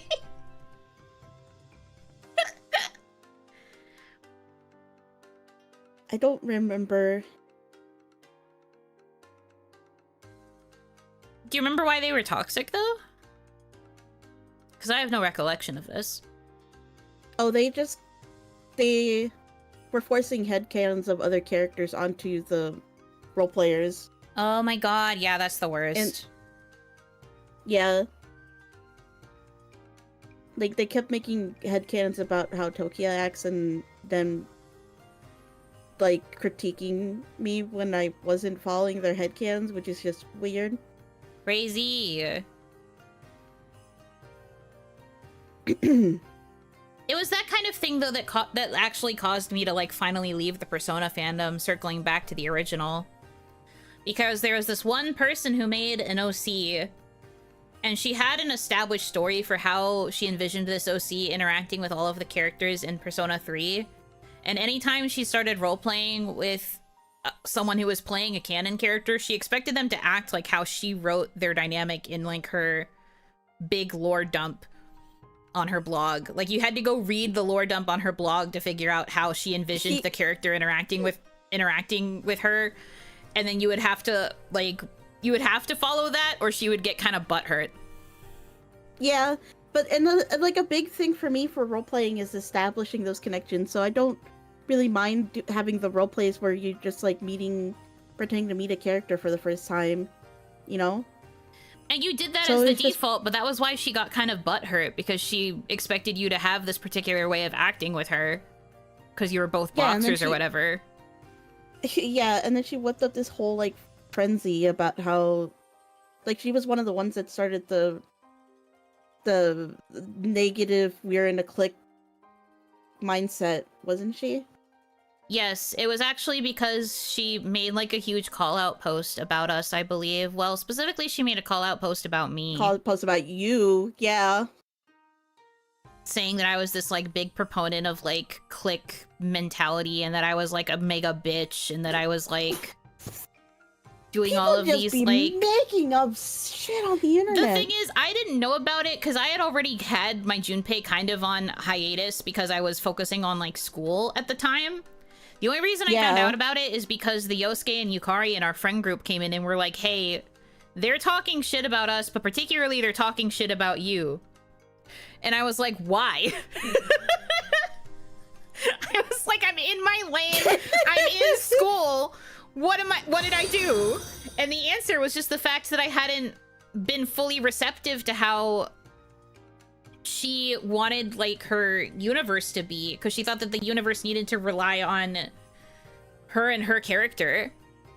And she had, like, there were other Persona role players who came after us, like other Akihikos, like other Yukaris that we had become, like, kind of friends with. We talked to them casually and occasionally roleplayed with them. And we were never cliquey, but because she was getting, like, really close to them and was, like, trying to kind of make them her canon XYZ character, I think that she kind of was, like, convincing them to also think that we were being really cliquey and mean. Yeah. And so she was, like, spreading all of these nasty rumors. And then, of course, also the same original person who hated that I was a really good Junpei also came back and got involved in all of this. I think they also said some things to her that helped corroborate her concerns about the fact that I was really cliquey. Oh, that's right. Golly jeez. So it was just a bunch of people coming on to be like, hey, this Yuno girl fucking sucks. And she's mean and she's terrible and she's not even a good role player. Oh, thank you for the follow, Guts, and thank you for subscribing with Prime. But, like, it just... like, can you imagine coming after this person who isn't even being very active right now and saying all these, like, really mean, untrue things? They also were not corroborated with any statements. They had no screenshots. They had no proof that I had been mean in any messages or any correspondence. They just were like, this group of role players is a clique and they don't want to interact with people. They are not friendly. Because we hadn't... like, I don't understand why they even bothered with this. And I remember that it was specifically that mentality, like, that way of, like, thinking and talking and trying to spread shit that I was just like, look, if you're gonna act like this, I'm not gonna come back. Simple as. Like, why would I come back if people think these things without believing in me? And I had had the blog for, like, 2 years or so at this point. You would think that people would have fucking trusted me by then. Yeah, literally just, like, it was just so weird. People just making shit up and then, like, shit-talking somebody that wasn't even around. Shit-talking someone that wasn't even around and also who did nothing wrong. Like, we really didn't know initially where all of these rumors had started from, but, like, we saw that people were talking shit about us and it was just like, what the fuck? Why? And that's kind of how, we eventually figured out that it was her, this freaking OC girl. And I don't understand what she thought she was getting out of being that mean. Hoping that we would fall in line with her story that she wrote for us. At that point, just write fanfics, bro. Yeah, like, at that point, just write fanfics. Or if you really want someone to follow what you want the story to be, message them and be like, hey, I have this idea for how I think this should go. Can we talk this out and plan it? Like, that would be totally fine. I missed a bit, but it sounds unhinged. Oh, Astra, you don't even know. Yeah. Astra, you don't even know. You don't know the half of it. But this is all in the past. This was, like, quite a long time ago by now. So luckily we don't have to worry about it anymore. But that was what ended up making me leave the Persona fandom for good, because I was just tired of people making these assumptions about me. Just because I had fame. It was just a general amount of negativity on the dashboard every day. Yeah, you had left a while before then because you were a bit tired of, like, the negativity and, like, a lot of the drama, because the Persona roleplay fandom, you could say this about the Persona fandom too, but I think the roleplay fandom had so much drama. It was literally somebody, like, and they were all passive-aggressive about it too. They'd be like, I wonder what it's like getting replies. Woe is me. I wonder what it's like getting asks sent to my ask box that I won't reply to because I don't have the energy. There would always be like one person being like, that's it, I'm going to delete this blog because it's obvious that you don't want me around. Harumph.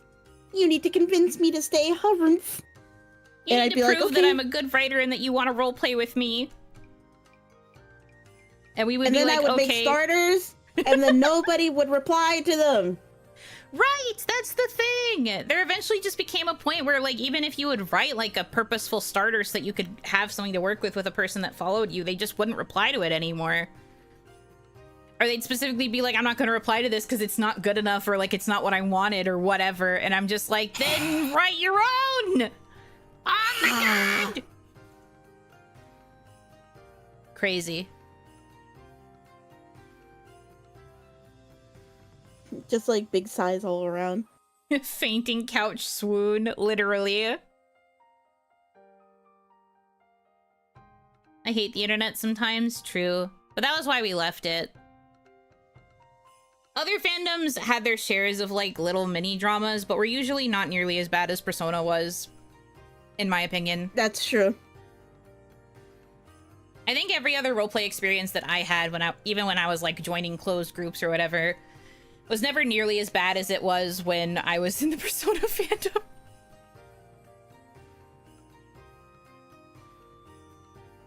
Yeah, if you could battle the Persona fandom, you could do pretty much any other fandom.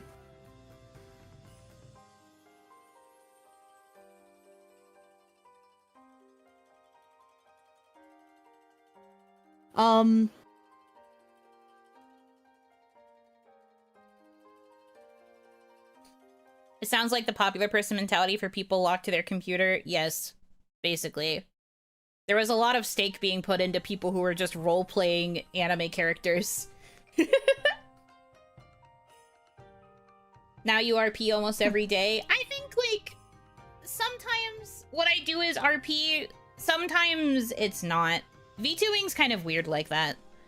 There are definitely VTubers who commit fully to doing roleplay every single time they stream, and there's definitely people who are just themselves but with the anime character veneer. It depends on who you're asking. I have dedicated streams for my roleplay. I would say for the most part I'm not roleplaying. But I have streams where I will, like, dedicate my energy to it. Yeah, I swap. Like, sometimes I'll be more in character. If I'm, like, writing or if I'm purposefully, like, discussing my lore and stuff, I will be more serious about sticking to character, sticking to immersion. But yeah. People get really emotionally invested in a roleplay, and I guess they get hurt when something doesn't go their way. Yep. Essentially. I think that is, like, a commonality with a lot of the role players that we were working with, especially because, like, it skewed a bit, I don't want to say it skewed a bit younger, but I think a lot of us were, like, high school, college age when we were doing a lot of this role play, and I think it's a lot easier to put more of yourself into who you're role playing at the time, unless you're just really good at divorcing from it, like I was. Like, yeah. so many people got crushes on me because of how I wrote Junpei, and I was like, I'm just sitting here. Also at the time, because you guys already know this lore, I had a girlfriend at the time. I was not looking for a relationship. Yeah. I was literally like, I have a girlfriend. I'm fine. I'm just here to roleplay. I'm writing a character that I think is neat. I'm not here to date. Quit getting crushes on me. Or people shipped us outside of our characters. Oh my god, we Because literally got so many actual messages where they were asking about me and Hitomi as a couple. And I was like, hello?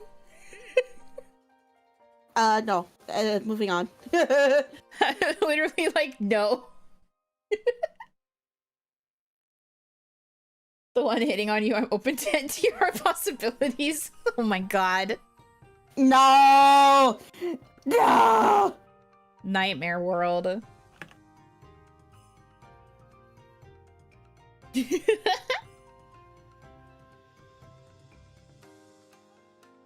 But yeah, no, it just got so weird. But I do think that there are a lot of people who can't, like, divorce from,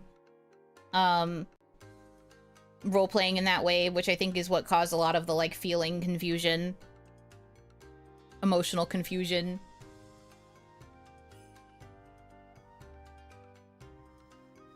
Can't spell nightmare without NTR. I'm going to learn how just to avoid it. Wait a freaking minute.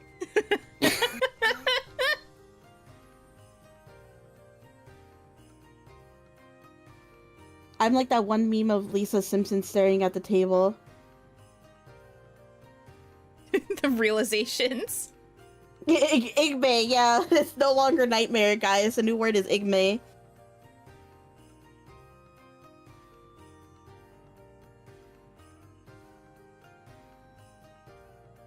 Igme.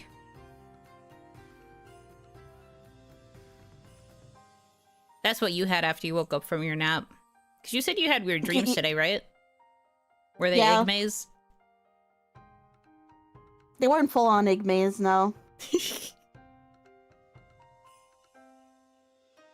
I just had a dream that I was being chased by a big duck.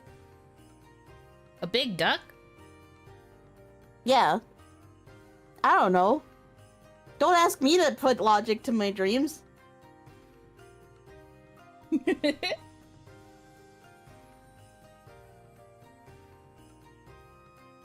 Igme, it's gonna catch on. I believe. I believe in Igme. Quackmare. Quackmare. Is Nice. Is the duck cute? Yeah, was it the nightmare duck from Repo, or was it a cute duck? It was, huh? The duck. Oh, you mean like did it have like the teeth? I don't know. Was it like a scary duck, or was it a cute duck? It was a scary duck, yeah. I don't think it had teeth. I just remember that it had like dark eyes. I guess it was kind of similar to like what the duck in Repo looks like when you like turn it. Oh, scary. Would you rather fight one duck-sized baby or 100 baby-sized ducks? I think a duck-sized baby is the size of a regular baby. Yeah. I think that's just a baby. And You then mean like baby-sized ducks is just like, again, just ducks.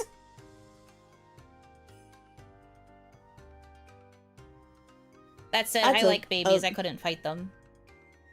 Yeah.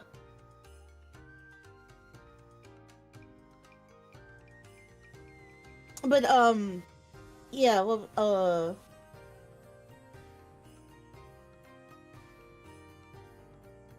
ducks are a menace, so they can be if they want to.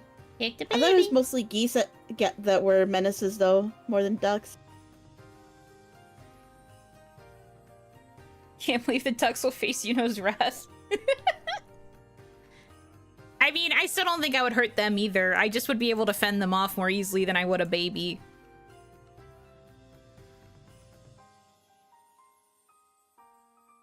Just toss some grapes somewhere. Got any grapes? Nice grape. But, yeah, in terms of role-playing, we just ended up leaving very quietly when people started getting too into causing drama. Yeah. Because we were both really just there to just make stories together. It was everyone around us who thought that we were being a problem because we got along really well. Yeah. Still astounds me to this day. Like, I've always, like, for the entire time I've been on the internet, I've always had that sort of mentality of just, like, not necessarily, like, fully disconnecting myself, but just being, like, when people come up with drama, most of the time it's just something that's not, like, why are you making drama about it, basically. Yeah. And I would just exist there, and they would be like, "You're a problem," and I'd be like, "Am I? Like, what am I doing?" And they'd be like, You do things. You spend too much time with that Yuno girl. You're like always replying to Yuno. Yeah, because she's cool. That's favoritism. Well, then be better. Skill issue. I don't then know. Reply to my posts. You can't bitch about the fact that I'm always replying, because it's just, that's what I do. I reply fast.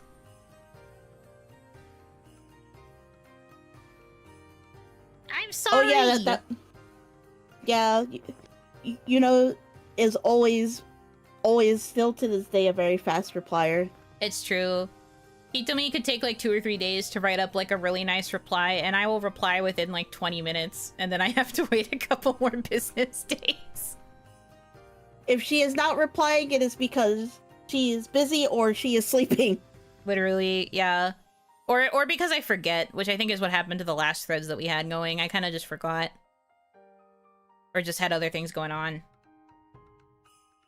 Yeah. They said no chance against Yuno words permitted Hanaki. We sure didn't. They hold the typing game against me every time we play Trivia Murder Party. Because I always win.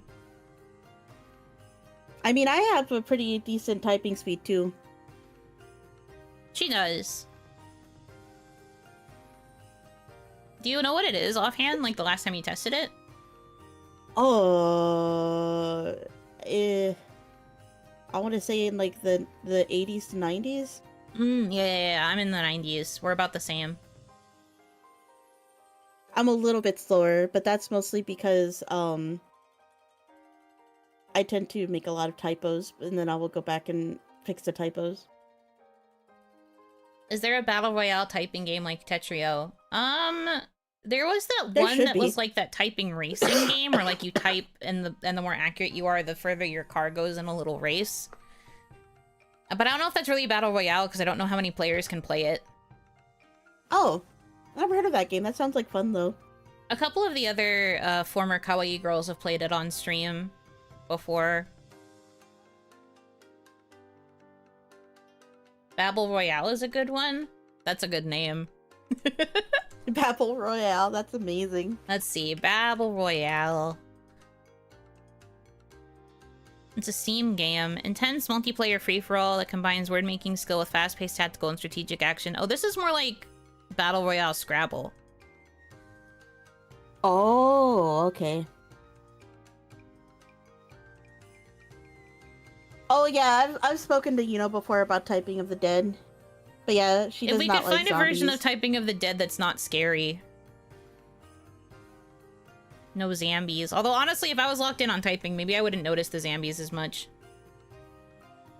No, the way the gameplay works, it kind of makes you focus a little bit. Because typing each letter correctly counts as like a shot on the zombie, so and the words are hovering over the zombie itself, so oh, yeah, kind of, no, like, then I would die. Yeah. I'd die, Yeah, I guess. exactly. Damn, okay. There is actually a game that I saw recently called, I think it's called Type Inc. Like Typing Inc. Type And Inc. it's like a... Yeah, Typing Inc. And it's like a roguelike game. But like what you do is that you type up like passages from like books and stuff. Typing And then you can do like modifiers to no, oh no, I was right. It was Typing. Typinc. Roguelike deck builder. Yeah. And then you could get cards that like allow you to get more points doing specific things like typing multiple words that are capitalized in a row, or getting a certain amount of words correct without a typo, that sort of thing. Oh, this is like it could be kind of fun. And it's already in our shared library. Yeah. Interesting. Noted. I mean, I probably won't be able to get to this anytime soon, but I will keep it tucked away.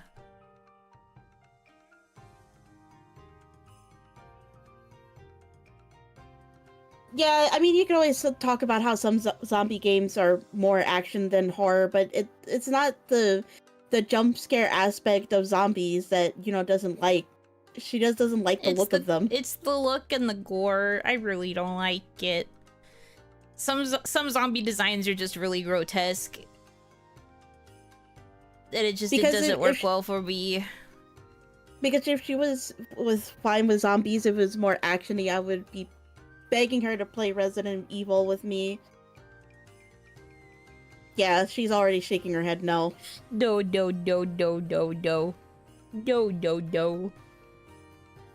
How on earth do we get you to try RE4 again? It was a donathon incentive. No, it was RE4, I remember. Yes, it was RE4. It was because, when I asked you guys to pick a horror game, you guys chose RE4. And then you specifically asked me to play the old one, not the updated one, because the updated one had even scarier graphics. This is true.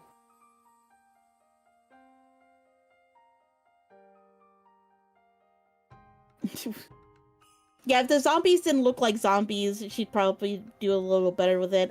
Like, I specifically remember having this conversation with her, and she said the main thing was the veiny aspect of it, like the pale skin and the veins popping out. No, it's more when they, like, look really, like, rotted and bloody, and with, like, the organs spilling out, or, like, the brains showing because of the scalp being exposed or whatever. I don't like those kinds of zombies. They're gross. That's because I don't really like gore. Yeah, true enough. Cartoony, outlandish gore I can usually handle, which is why I like B horror movies, like B movies, but I can't. The more, like, realistic it tries to make the gore, the more I don't like it.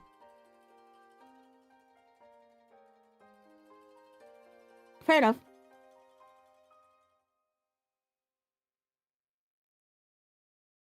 Outlast would have been better than RE? I don't know.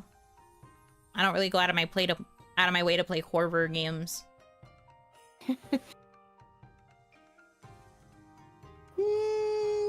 Outlast is a maybe for tolerable. It's true. Honestly, if you ask Hitomi kind of has a better understanding of my tolerance level than even I do sometimes. Dead Rising can be a little bit more silly, yeah, but it still has a lot of gore with the zombies themselves. That's a no-go. Alien Isolation, yeah, I suppose so. But also, I wouldn't play Alien Isolation personally, but mostly because the idea of being constantly chased terrifies the crap out of me.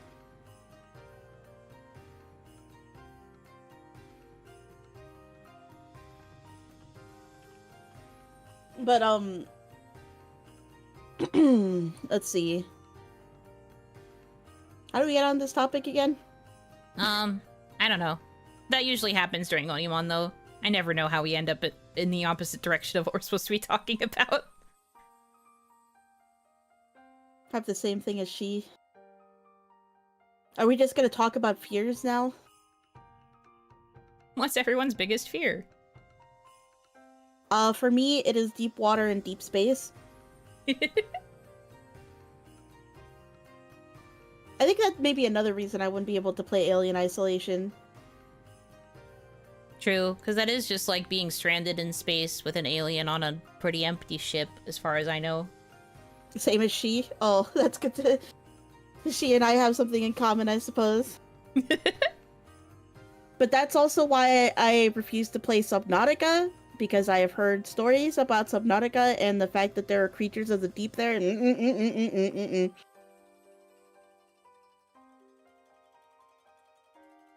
I think for me, the deep ocean stuff is scarier than the deep space stuff. But also, like, you know, those movies where, like, there are astronauts in space and then they accidentally get detached from their ship or whatever, and they start floating off into nothingness.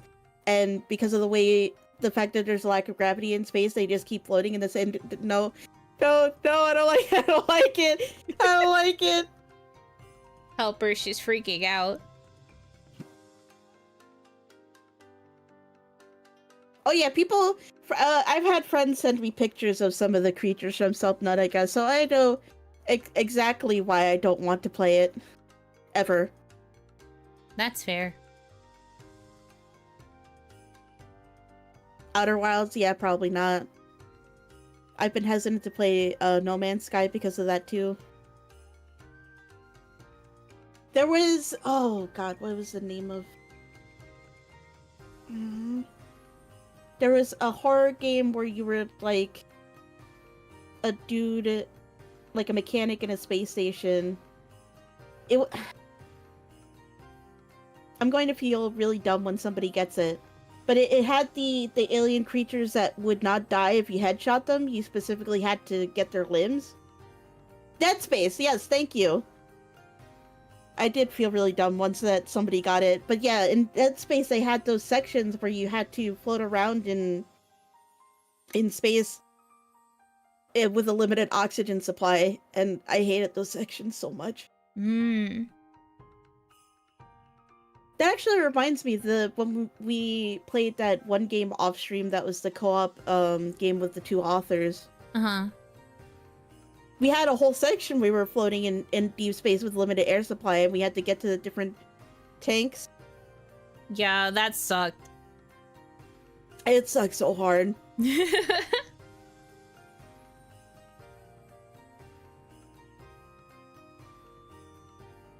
I didn't like it. It was hard. There was also that one part that I kept messing up because it was such a difficult mechanic. Oh yeah, when we actually got to Split Fiction, yeah. When we actually got to the tanks, there were like a whole puzzle thing that we had to do to actually get the air from the tanks. And then we were slowly running out of air, and we were panicking, and it really sucked. I didn't like it. Most of Split Fiction was pretty good except for that part. Yeah. Was good like game most overall. of Split Fiction was kind of like chill, like you could mess around and you weren't really timed. And then they had a few points where they were timed and it was scary. Yeah. There was the air tank part and then the part with the CAPTCHA on the phone. Well, the CAPTCHA was more funny. Yeah, that was sort of like goofy. And then there was that one section where that had the solar flare that kept tossing out flashes of heat every once in a while that would annihilate everything if you weren't hiding behind something. That one only got frustrating towards the end of the level, but yeah.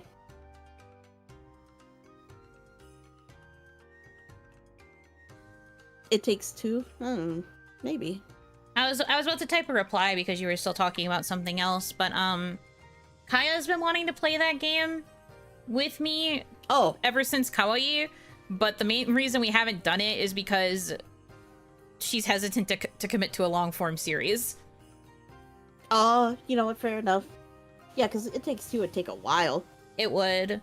And she already has, like, limited stream times.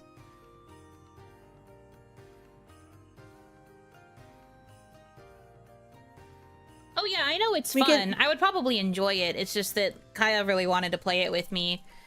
So I haven't wanted to touch it because I wanted to play it with her. It takes at least 2 streams, that's Depending on how long you play. Well, Kaya has like limited time frames. Like she would only be able to do like max 2 hours a stream. And I think most people who played It Takes Two, it takes longer than 2 hours. Or longer than 4, I guess I should say.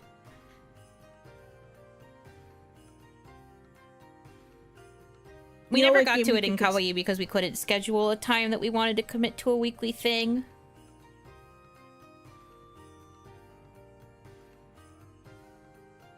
We could always play the one where we play the 2 guys that are breaking out of jail.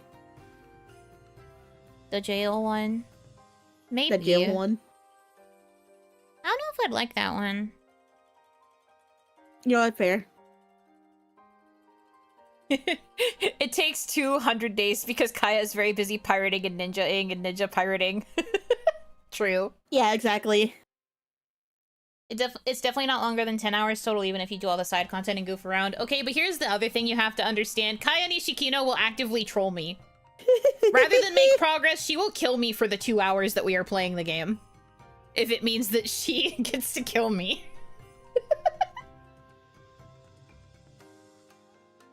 A Way Out is also fun and short, actually goofier than the premise. Then maybe we can try that one. Me and Hitomi. I don't know. I liked Split Fiction, but if going backwards makes it less fun than Split Fiction was, I don't know how I'll feel.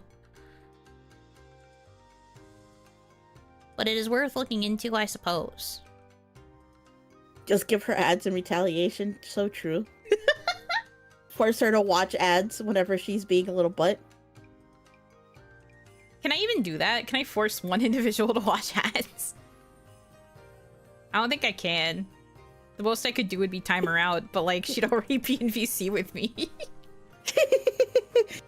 Kick her to another VC channel. I'll set something up in the Mialoon server where she could just go into fucking baby jail.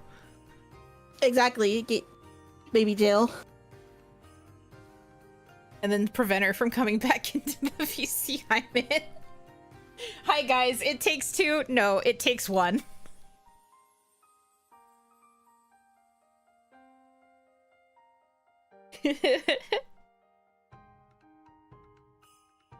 But yeah, no, it's a whole thing. It's been difficult to figure out if we can commit to doing it long form. Maybe someday. Start reading cringy fanfiction out loud until she stops. I don't even know if she would die of cringe from that. No.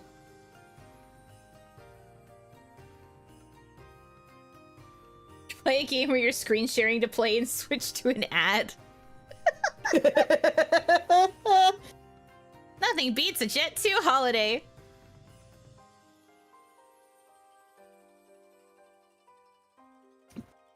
Amazing.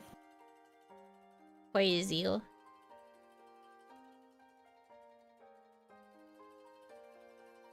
But there is like one game that I've been wanting to play with Yuno for the longest time, but we've never had an opportunity to do it. Which and it's game? the Keep Talking and Nobody Explodes. We've played it together before. We have? Yes! I had this conversation with you. Brought this up on another stream and I told you we played it then. I know, because I still have the manual from when I played it with you. I'm open. Oh no. Yeah, they You and Chad is saying it. they remember you bringing this up before. See? Look how small she got. She's like, I gotta go. Yeah, I'll see you guys later. I'm sorry. I'm just I gotta go. I'm getting picked up. That's crazy. But yeah, no, we've definitely played it before. I think we got through like the first 3 levels. 3 or 4. Well, good thing if we play it again, I will act like I've never played it before, because apparently I am incapable of retaining this information. She completely forgot. And I forgot the conversation where I brought up the last time. What is wrong with me? Remember when I said my memory was a leaky bag full of water? Did you guys hear her snort just now? There it goes again. That's so funny. No, we should play it again. We can start from the baby levels so that you can remember how to play. Maybe it's 2 holes in the bag. Maybe there's 2 holes in that bag, yeah. Is it time to take my meds? Is it time to be put in the retirement home, maybe? Grandma, is it time for you to go to the home? Grandma.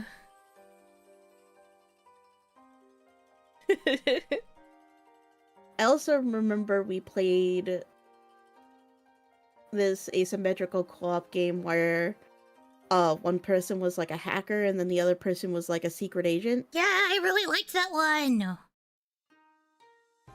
That was fun. I was the on the field agent, and she was the man in the chair. I forget what it was called, but I liked that game.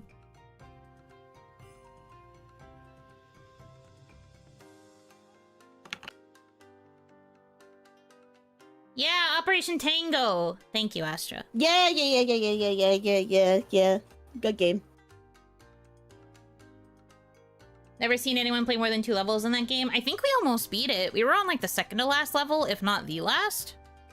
I thought we did beat it. No. Or did we get too frustrated by the last level? I think we got too frustrated by the ending. Or, well, I did. Because knowing how we play games, it was probably me that got too frustrated. But I would willingly try playing it again if we wanted to do a stream. Oh. Yes. Yes. Oh yeah, we were there and we were there together. I've heard about those too. That's also asynchronous co-op. I've never played those. Yeah, they're basically like doing puzzles together. We probably would really like that. I would like it. I like puzzles. Afraid SD, thank you for the resub and the head pat. Thank you, thank you. Escape room puzzles. Oh my god. Please? Well, Hitomi's already played Escape Room Simulator with other friends, so she would have an unfair advantage. Please. Are you saying please till we were here? Yeah. I mean, I'm down. Yippee! Yippee! If you guys wanted the, like, you know, spoken about Yuno core in terms of, like, specific gaming mechanics that Yuno really like, for me, it's puzzles. Not just puzzles, tell them the rest of your likes. Roguelike games. Mm-hmm. Comfy simulator games. Yeah, but that's one we share. And what else? Oh yeah, management sims. Yeah, loves management sims. You're also really into those like construction building stuff type games. I'm the Minecraft player. Oh yeah, she does love Minecraft. She really wanted me to play Minecraft for a while before she gave up. Yeah, I was even willing to make skins. And I was just like, no, I won't Minecraft. I've been playing Minecraft for so long. I played Minecraft before doors were even a thing. Like, if you wanted to block the doorway to your house, you would use sand. Yeah, okay, Grandma, for real. Okay, Grandma. Also, I have to go to the little Oni room, entertain the people while I'm gone. Okay. I also distinctly remember the day that they updated the game to make it so that spiders were capable of going up walls and over fences. Because the first time a spider did that to me, I freaked the hell out. Because it literally went from one day to the next where no mobs could go up walls to... Oh yes! Spiders are capable of scaling walls now!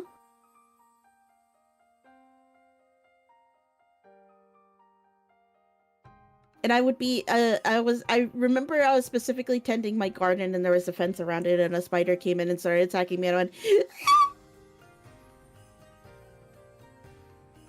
Oh, they've been able to climb for a while now. But yeah, they climb up walls. And they're able to hop fences.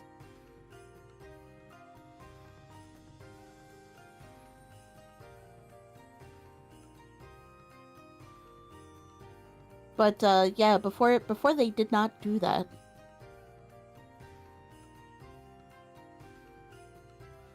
But yeah, I played a lot of Minecraft. I played a lot of Minecraft with mods too. Oh yeah, but they spawn anywhere you weren't looking.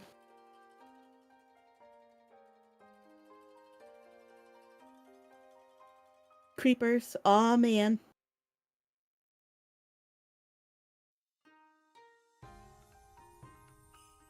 I remember we were on a modded Minecraft server and a friend, like one of the major mods back in the olden days was like a factory mod that allowed you to make automated machines and you could pipe the items from one machine to the other. But if the pipe was broken, it would be like a physical entity that would like end up on the floor. And I remember that one friend made like this really sophisticated mass-producing machine, and all their storage became like full of the item because they just left the machine running. And so the entities started getting piped out onto the floor, and so many entities ended up in their section of the map that nobody could load onto the server anymore. And nobody could even look in the general direction of the factory because it would just lag them so hard. And back then, I believe there was not a mod command to clear entities out on the server. So if I remember correctly, somebody had to... Oh, because even restarting the server didn't fix it. I think they had to somehow delete the entities off the map by opening it up in a map editor. I think that's how we eventually fixed the issue. Oh yeah, back then it only cost $10. And people would get and the people who bought the $10 version got grandfathered in when they split between Java and Bedrock.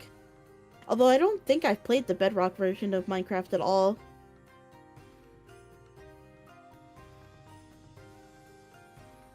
I don't know how different it is from the Java version.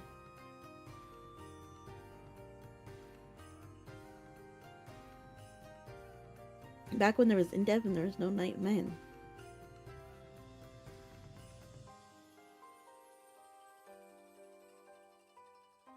But yeah, I remember I got back into Minecraft fairly recently, and I just learned what the sniffers were. Sniffers are cute.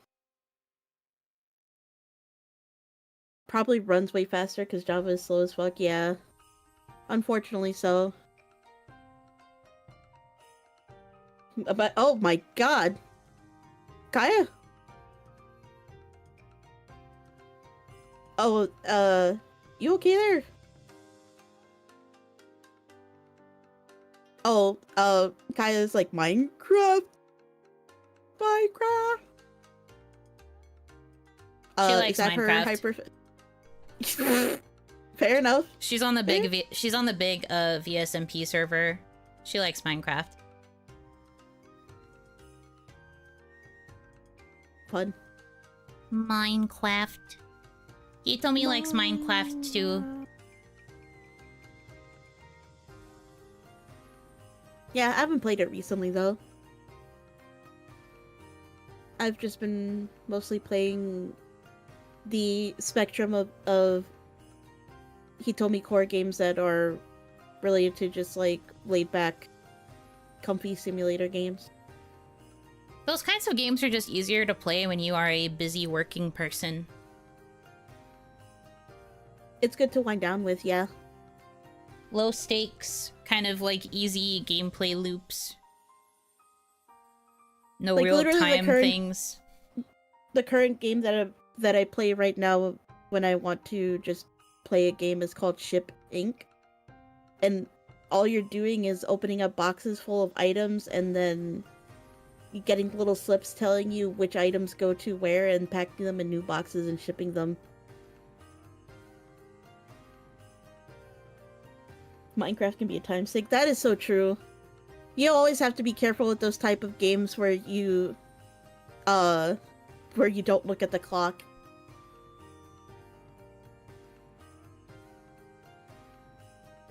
True. Like Minecraft or even Sims. Sometimes I blink playing a Sims game and it's 4 AM and I go, huh, what happened? Mm-hmm.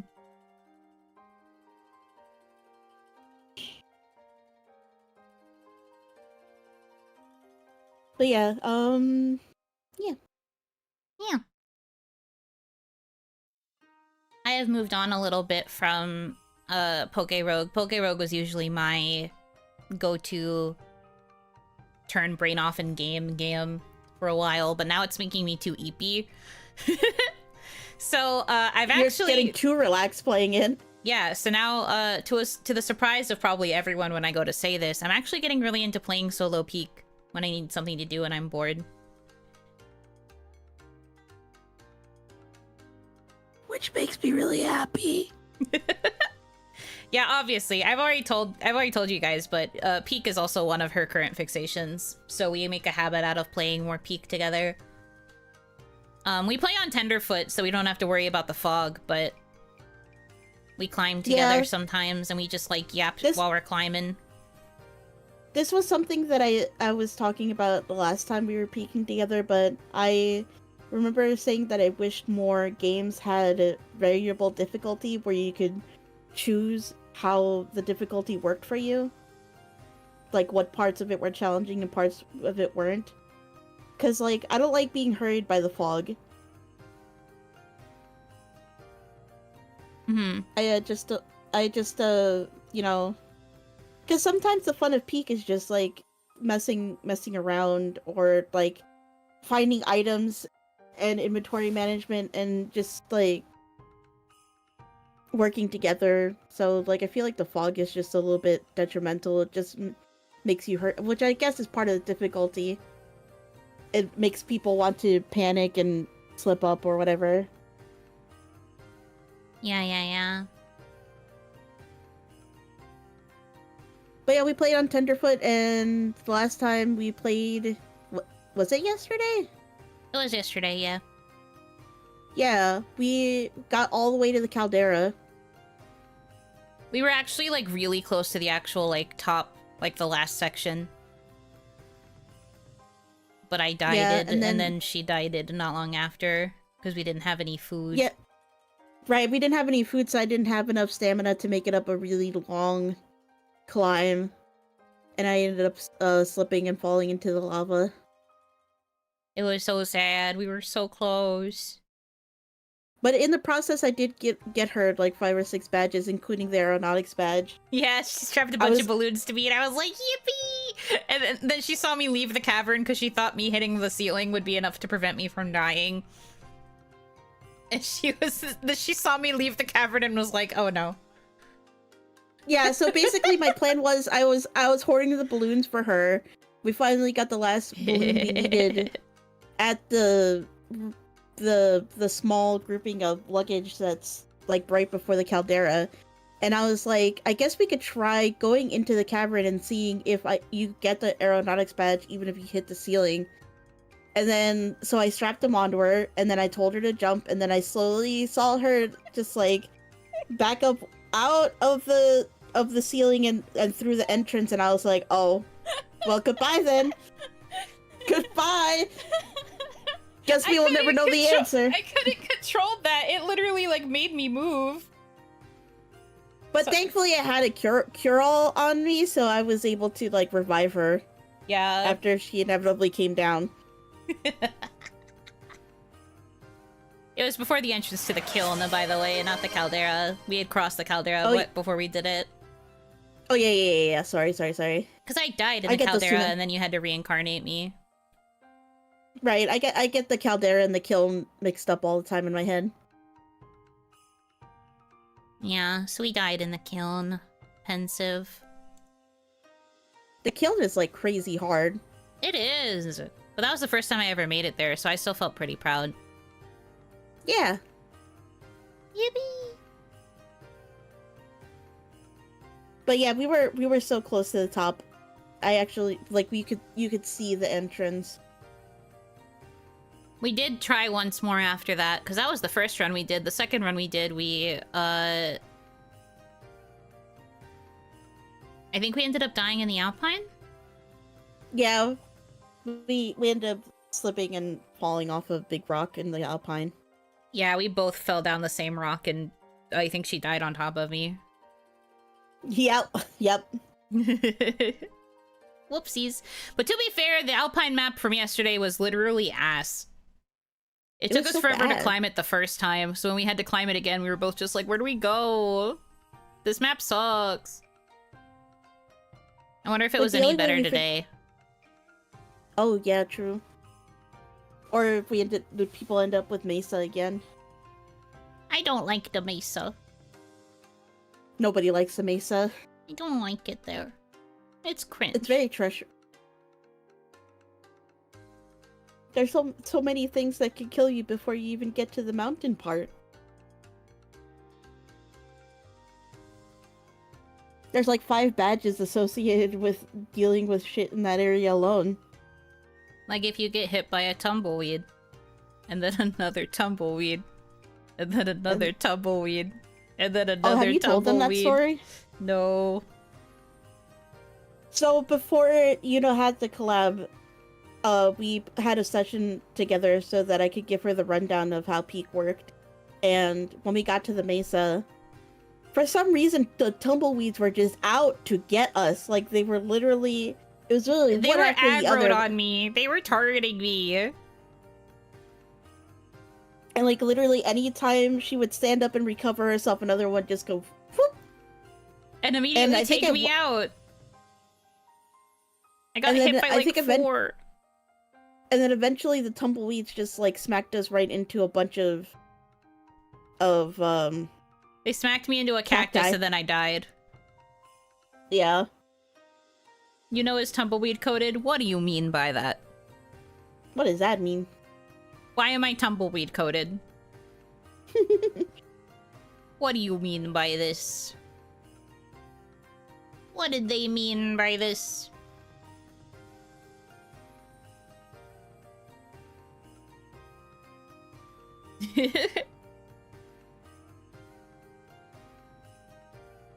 They had tumbleweeds.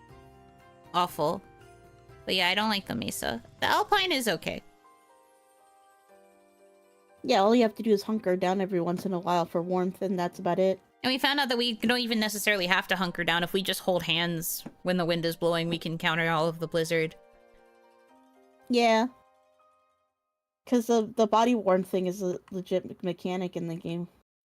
Brown, green, and mini pokers. But I'm more green than brown. True.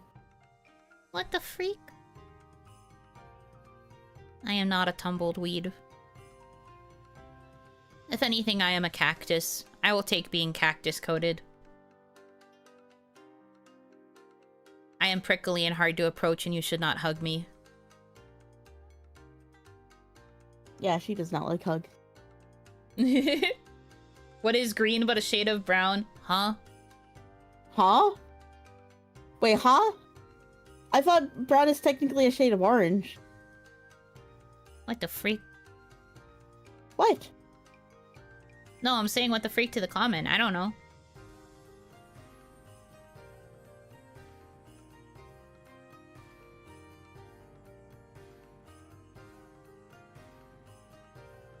I grew up in an area with tumbleweeds. I hate them. That's fair. Were they out to get you? Did they aggro against you regularly? Because that's currently my experience with tumbleweeds. Yes? Okay, so I guess that's real. Oh, good to know. They aggro your car? Oh, no. Oh, nyor. That doesn't sound good.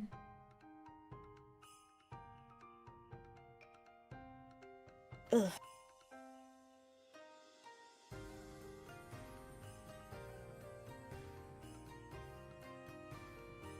Oh my god.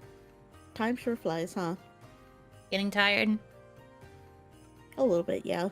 That's okay. I think 3 hours is good. We told a lot of the stories we wanted to tell, I think. Yeah, basically, role-playing... If you're role-playing drama, or people role-playing decide to cause drama, just walk away. Walk away, yay, yay. Walk away. Also communicate. But that is just a general, just like, communicate with people.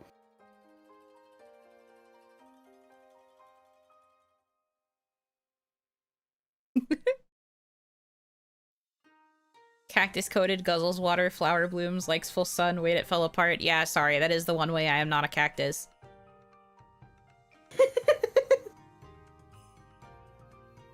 Yeah, role-playing is supposed to be fun. It's just making silly stories with other people on the internet. Yeah. You'll find good people that you can do it with, though. That's why the two of us still roleplay to this day. After redacted amount of years. Yup. Yup. Yup. We've been through the thick and thin. We've been through the thick of it. Somehow made it out. Now we are besties, and she literally can't get rid of me. Same. Yeah. But okay, I think this is a good end point.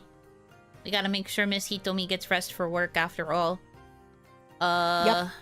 I will be streaming again tomorrow. I'm not sure what I'll do, but it's gonna be a couple hour long streams. That way I can raid Miss Kaya for her re-debut. Make sure that you go there. Make sure that when I raid it, you go there. I actually, now that I've talked about it, it might be solo peak. Who knows? It might be solo peak. If it ends up being solo peak, everybody encourage her so she gets her lone wolf badge. 07. I will do my absolute best. Reaching for the Peem. Yeah, man, the Peem. An offering. Thank you so much. Daniel Smith, thank you for the $7 tip. Symmetry. Did you make it symmetrical? Oh, yes, you did. 2727. Let's freaking go. Nice. Thank you. But yeah, I will be streaming tomorrow, and I also will be giving you a very rare Wednesday stream where you will also see Hitomi again. Because we will be playing the first of many visual novels as part of the Fall in Love Festival. So get excited! I'm excited.